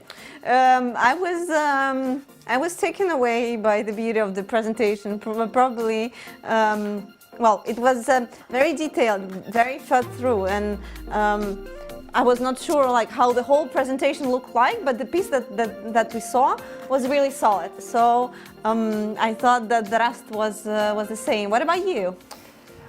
In fact, I put Maastricht on the second place. Oh. I was amazed by the team from Serbia. I really liked their performance, the Bowtie consultants. It was very solid, it was very customer-centric, with customer journey, with, in my opinion, very good solution. But of course, the Maastricht team, they made a brilliant presentation. That is one of the most professional presentations I have seen in my entire life. So, and done in 24 hours, that is just amazing. Yeah, but a part of the presentation, the idea itself of a new product, the sprays, yeah, was very nice as well. Yeah, I was on the conservative side, but I'm not a judge. Yeah, neither am I. Huh? By the way, who was on your second place? Hard to say. Then I will say about my third place. Okay.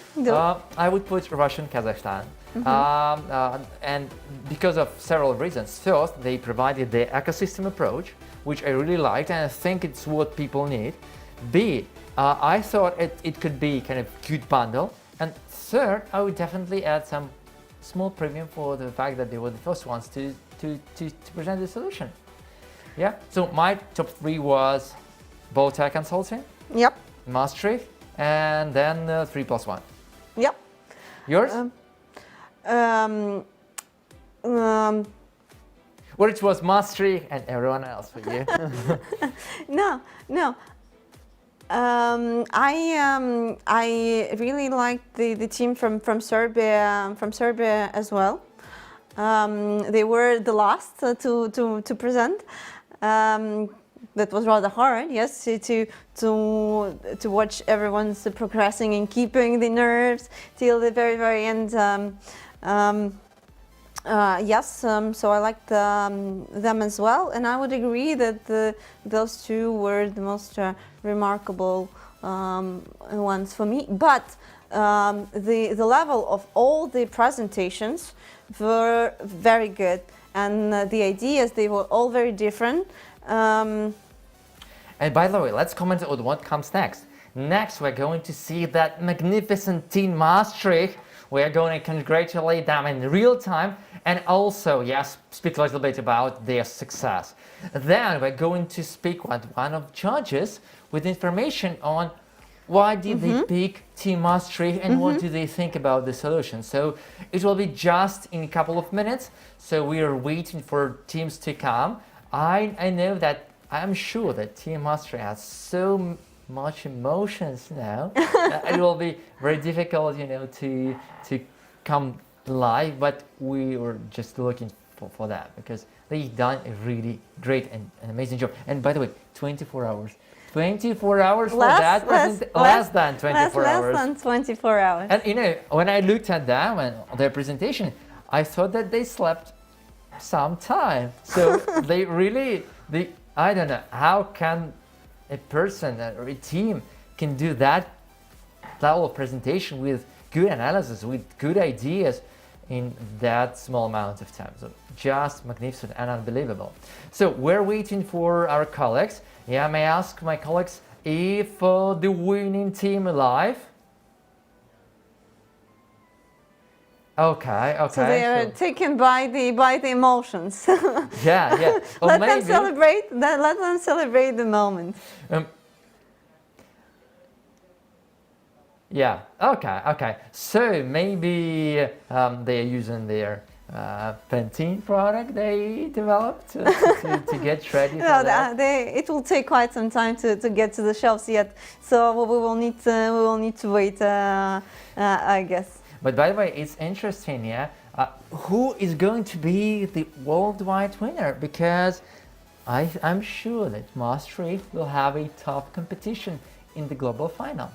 And it's also very interesting what's going to be next. So we've talked about the simulator, what exactly and how to focus on it. And by the way, it looks like the global final will be completely different from the European final. That's what you mentioned before. Yeah, it might be. It easily might be because the previous round was different. This one was a design thinking approach, very different. So let's see what guys face in Mexico. Yeah, and definitely good luck for that. But I think that is not the luck which helps them. That is a great level of, I would say, professionality. Yeah, that's really good. And by the way, let's come back to the fact that all the solutions were different, really. Yeah, absolutely different products, ideas. different approach. Yeah. Although they had the same, approach, even how they structured the ideas, how they structured the analysis was very different. Oh, people say that we are ready for the winners, so let's see them. Let's congratulate Maastricht team once again. Thank you. Hi guys, congratulations, you did it, you won. Thank you so much. Congratulations once again, great job. Big round of applause from all of us, unbelievable. How do you feel? Amazing. In disbelief, like we still can't believe that we actually made it. And it's insane. And we have, of course, this hour that you're waiting for the decision is absolute cruelty, and you constantly doubt your decisions that you made during the challenge. So we're just incredibly relieved as well. We also want to thank all the other participants for such an event. All these solutions were incredibly, and probably Pantene can learn a bit. That is so grand of you, and I can see the smiles on all of your faces. Have you guys ever been to Mexico before? No. Never. This will be the first time. Yeah. What a way to go there. Definitely, yeah. That is so cool. Really, really congratulations. I cannot say it often enough.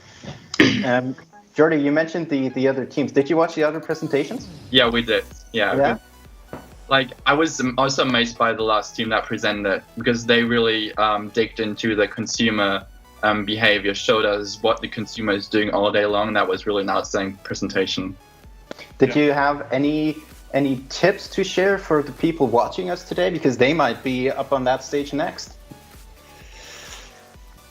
I think one of the key aspects is really teamwork. So we found about this event during one of the business days at our university, and we came together as a team because we also knew each other beforehand, but we grew together whilst competing. So the first round in Schwalbach in Frankfurt was already an amazing experience. Then we had the physical experience, and now the virtual experience. Being physically not present is also a challenge, but we mastered it.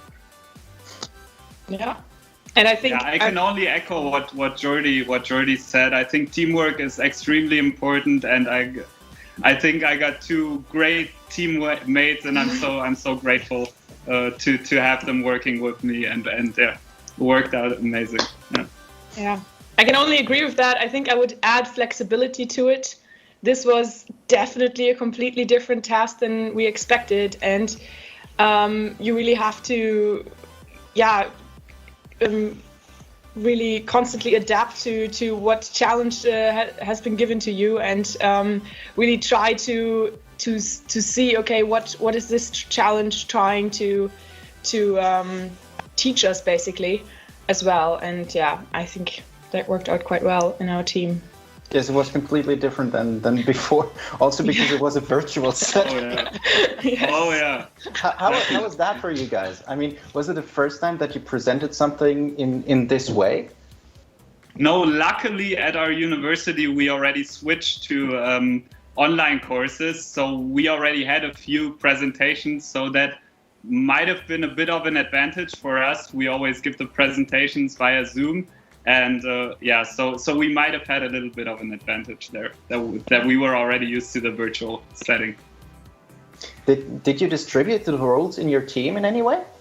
I'm trying to get at the little secrets that you have to your success. I wouldn't think so. No, we when we got the exercise, like the assignment to do something for the lipstick effect. We thought about it together, we brainstormed together for quite a long time. And then what we did is we focused on the main aspects we all agreed on. And we also tried to criticize our own opinions and ideas to really understand what might be some questions judges ask.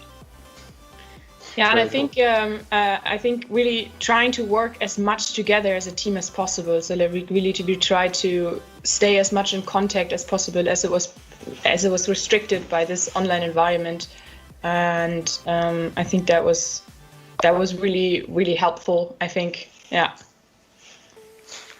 Anything that looking back, I mean, we're starting to calm down a bit, but of course all of these endorphins and whatever it's called, it's still in there. Is there anything that you would have liked to do differently? I mean, staying calmer throughout the event, I think.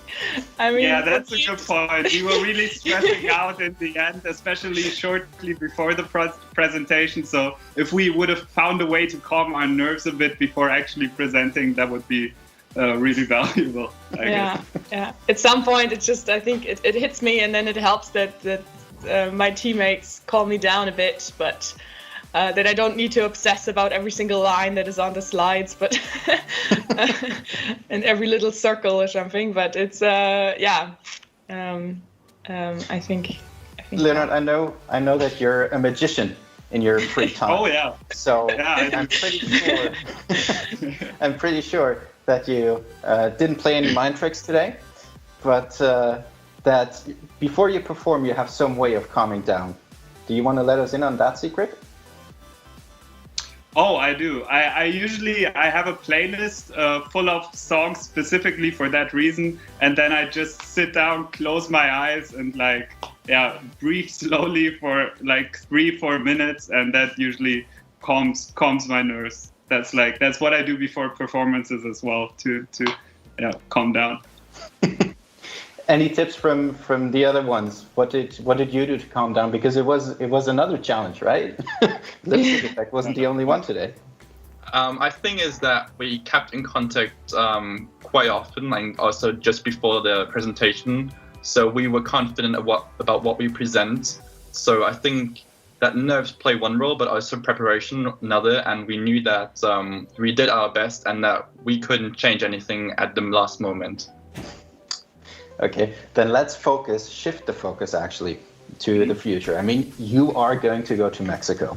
You are going to compete in the global finals of the CEO Challenge. It will be the best teams from around the world. And it will be the grand prize all to play for, right? Which is a ticket to go to Cincinnati, to go to the Signal Conference, to have a networking event, unbelievable, and to meet the CEO, David Taylor. Does the nervousness come back? It's surreal. It's like, yeah, like I can't grasp it yet fully. Like, I don't know how my other teammates feel, but yeah, I'm insanely excited and can't wait. Yeah. It probably needs. Obviously, we want to go for the win. Yeah, for sure. Well, all of Europe is rooting for you. For today, I know it's Corona, and I know we are practicing social distancing. So, in this framework, how will you celebrate? Will you have a virtual glass of bubbly water? Oh, definitely. I thought that was the plan. We put on some nice celebratory virtual backgrounds and have a glass. All right. Yeah, we'll think of something. We'll be creative. I'm sure you will be. Guys, congratulations again. Very, very well deserved. Thank you so much. Thank you, Matt. And we now have the judge online in a few minutes. So I'm going to leave you to the celebrations, and we will now give back to the studio in Moscow. Thank you. Thank you. Congratulations once again, very, very well deserved. So nice to see the happy faces. Yeah, I would say really happy and professional faces. Look how they spoke. Yeah, very professional. They controlled all the situation. They were happy. They were very, I would say, enlightened with all the thing. That's good. And also, I like the analysis of why they won and what do they think about, different case teams. I would definitely like to probably speak with them in person, because I know they couldn't say everything, but I'm sure that level of analysis, that level of understanding can lead to really great understanding why they won, what do you think about the solutions of other teams and so on. And by the way, we had lots of networking events last day, today, with all the teams, and I'm sure that the Maastricht team and other teams are going to combine, discuss, and really take the best out of that experience. Lots of insights on how to do a really good product, how to do it fast, and also how to present it perfectly. So what do you think about that? Well, first, I think that the champions never reveal all the secrets. Probably you need to keep something for yourself. Yes, and actually the diversity of the ideas and the challenge of like everything, like the status quo, like green logo for Pantene, Pantene Pro U, was a lot of sticky, catchy, and interesting twist that the guys proposed. I think they have a lot to discuss. Yeah, in fact, during the whole competition, although we had only 7 teams, we had so many ideas. So like the team from Maastricht, like the ecosystem approach, like the concept of great Serbian guys. Really, even in Team Maastricht told that they thought that maybe it could be the Team Serbia and the bow tie consultants. And I really liked and both of the presentations. I really liked all the 7 presentations, how different they were, and so on. And I can't wait to see our judges to tell why did they pick Team Maastricht out of those we will definitely know it in several minutes. I think you can still post your questions to the chat and share your comments if you still didn't do it yet. Yeah, by the way, please write down your questions and we'll definitely answer them in a moment. By the way, I would like to ask our colleagues if the judges are online. Okay, colleagues told us that we're waiting for them. Okay. By the way, some people are asking, are we going to get the opportunity to experience the IT Business Challenge just like this? The IT Business Challenge? Yeah, the Procter & Gamble IT Business Challenge. In fact, I don't know, but I hope so. By the way, IT Business Challenge is another great challenged by P&G? Yes, well, I think we do. I know that we have several IT challenges that we do once a year. Well, I think it depends on the country you are in. It might be a different format and on the different levels. For example, I know that in Eastern Europe we had the type of the hackathon type of events. Then for the 24 hours, we were trying to solve some kind of case and hack and code something just on the spot. Hey, Max. Hi, how are you doing? Good, good. We were just chatting on the possible IT challenges that we might have at the P&G, and I was sharing what we had previously in Eastern Europe. Yes, the IT business challenge, I believe, right? Mm-hmm. Yep. Right. Yes. So the question was, it's another. Will it be in the same format or a different one? I mean, the online one. Well, I think this has been the first time that we tried out this format for any business challenge, really. I think it's a very, very cool thing to have. I really enjoyed being able to answer some live questions and to see all the teams perform. So will we use it again in the future? Yes. Will it be for the IT business challenge? Will it be for next year's CEO challenge? I don't know, but we will all find out together. Just to sum it up, we also have the engineering challenges and more skewed to the plants and more to the technical, the production side of things. The unsolvable quests or the I think we're still changing the names year with year, but there are also the opportunity for the people with a more technical background to try themselves in the challenges. Absolutely, but if you really like this format out there, follow us on social media, right? Like us on Facebook, follow us on Instagram, because this is where we will share all the events that will happen in the future, so you don't miss out the next opportunity. And that's so cool that P&G is so focused on challenges, because challenges really allows you to dive into the culture of FMCG company, of fast-moving behavior. You have to change everything. And having 3 of them, so CEO challenge, international IT business challenge, unsolvable quest. In fact, it covers almost all the specialities of people who can go to work for P&G. That's great. Yes, and the question, the business tasks that we have in the challenges are just the same. We're really facing in a real work environment. So this is the basic question that we are solving day in, day out. Not probably in that compressed timings, but the magnitude of the issues and the problems we are working on are exactly the same. Yeah, and by the way, the challenges and marks are online. So please ask. Please, colleagues. Hi, Susanne. First of all, thank you so much for taking the time today to be a judge in the CEO Challenge and providing your expertise as a R&D expert for hair care in Europe. Thank you very much for that. This has been a very exciting CEO Challenge version for us, and with us we have a lot of viewers who have followed the competition closely online. So, and we got a lot of questions during this time. And one of the main ones I will ask in a few seconds, but there were a lot of teams with you today. You saw a lot of presentations, a lot of really, really cool ideas. And I'm sure the decision that the judges made as a panel was not an easy one to make. So how did you come about the decision? Firstly, thank you, everybody. It was very interesting, and I learned a lot. So totally worth my time just for myself. And no, it is great. So I really enjoyed it in the best sense of the word.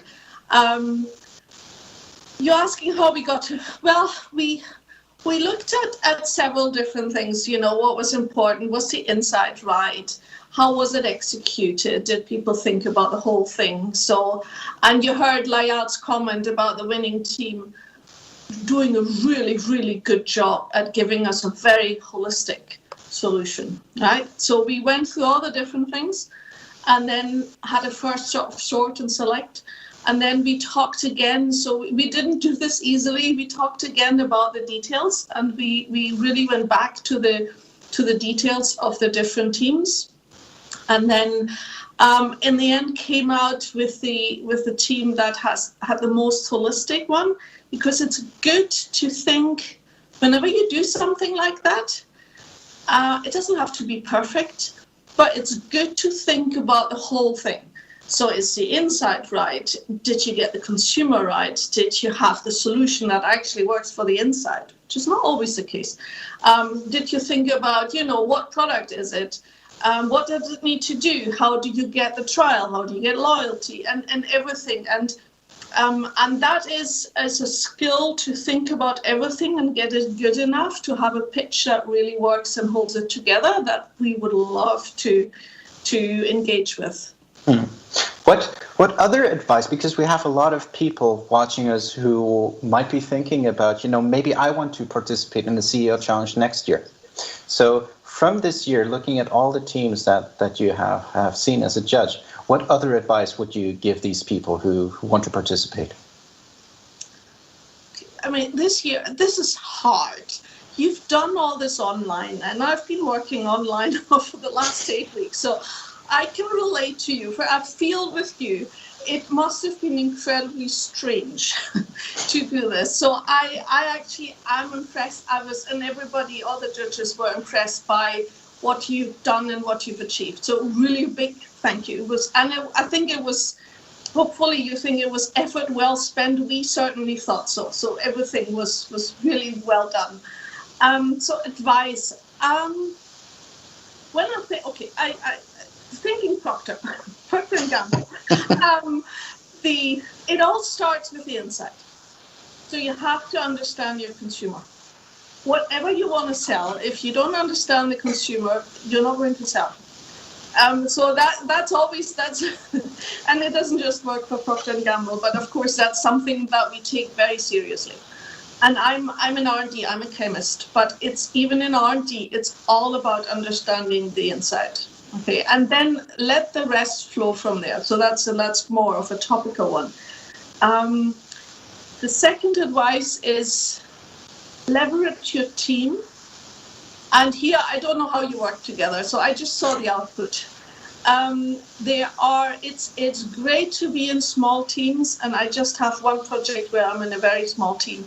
And everybody is different, and everybody brings different strengths. So make sure that you leverage everybody, and kind of also figure out, you know, who can help you there. So nobody has to solve all problems by themselves. And as a team, it sounds easy, but it's not that easy. As a team, you're always stronger. So that's one, and this must have been hard over the distance. And then last one, the pitch is also important. Yes, results always speak, but you also have to show up and show the confidence, and I think you did.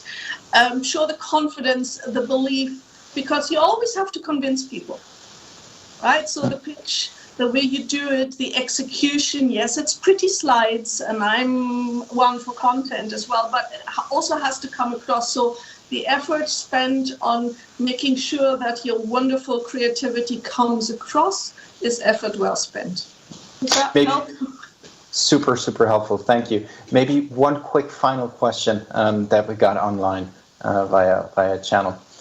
Was there anything, looking at all the presentations and all the ideas, was there anything that surprised you?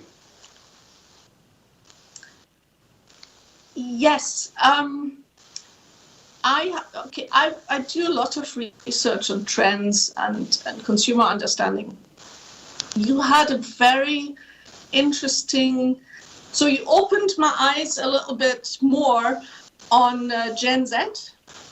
in the context of this crisis, and what are the things that are really driving the emotions of today. And I know this is very abstract to products, but you had a lot in there about regaining control. So I love that insight. So that surprise, it was very emotional and very human, and those are the best things to start with. So I was really, really impressed. And I think all of you had a little bit of that. You all had really good ones. The other thing that surprised me is actually the quality for you had like 1 hour this morning to put the presentations together. Wow, really well done. And then the whole thing, so the quality was great. And as I said, that makes sure your ideas get across. I think that's probably the two surprises. I didn't expect it quite like that, so I'm pleasantly surprised by the quality. Susanne, thank you so much, really, for the time that you have dedicated for the CEO Challenge. And I think that goes on behalf of everybody really who's involved. Thank you for sharing these insights. It was super great to have you on board here with us today. Thank you so much. Thank you, and thank you for all the participants. Colleagues, back to you in Moscow. Thank you, Max. Sadly now, the time has come for us to start saying goodbye to our viewers. I hope that you enjoy watching the team's performance today. Max, Andre, thanks a lot for guiding us through event these days. Thanks a lot for Andre for very insightful comments based on your rich experience in the area. Thank you, and also I'd like to thank you, our viewers, for being with us all this time. It has been a great pleasure. Up until the last moment, I could not guess who is to win the challenge. All the teams made the really best, and the competition was very tough. Moreover, I enjoyed speaking with our devoted viewers on Facebook, YouTube, vk.com. I enjoyed speaking with you guys and discussing all these matters. Thank you very much. Andre, I couldn't agree more. This has been a truly mind-opening experience for me personally. I want to thank everybody who participated, whether as a participant up on that virtual stage, or as an observer, or you as P&Gers and co-hosts. I've really enjoyed all the discussions we had, the questions that we answered. It was really a lot of fun for me personally. And to all of you, I want to say, please remember that next year, if you want to, you could find yourself up on the stage, whether virtually or in face-to-face. And who knows, maybe you will be the next team lifting the European P&G CEO Challenge trophy. So if that sounds like something that you would like to do, I encourage you to follow us on social media on Facebook, Instagram, etc., because that is where we will share news of when registrations are open again. If you want to look proactively, visit pg-ceochallenge.com to check today if they are already open. And then to close off, thank you all again. Take care of yourselves and your loved ones and stay safe. Bye-bye. Bye-bye. Bye.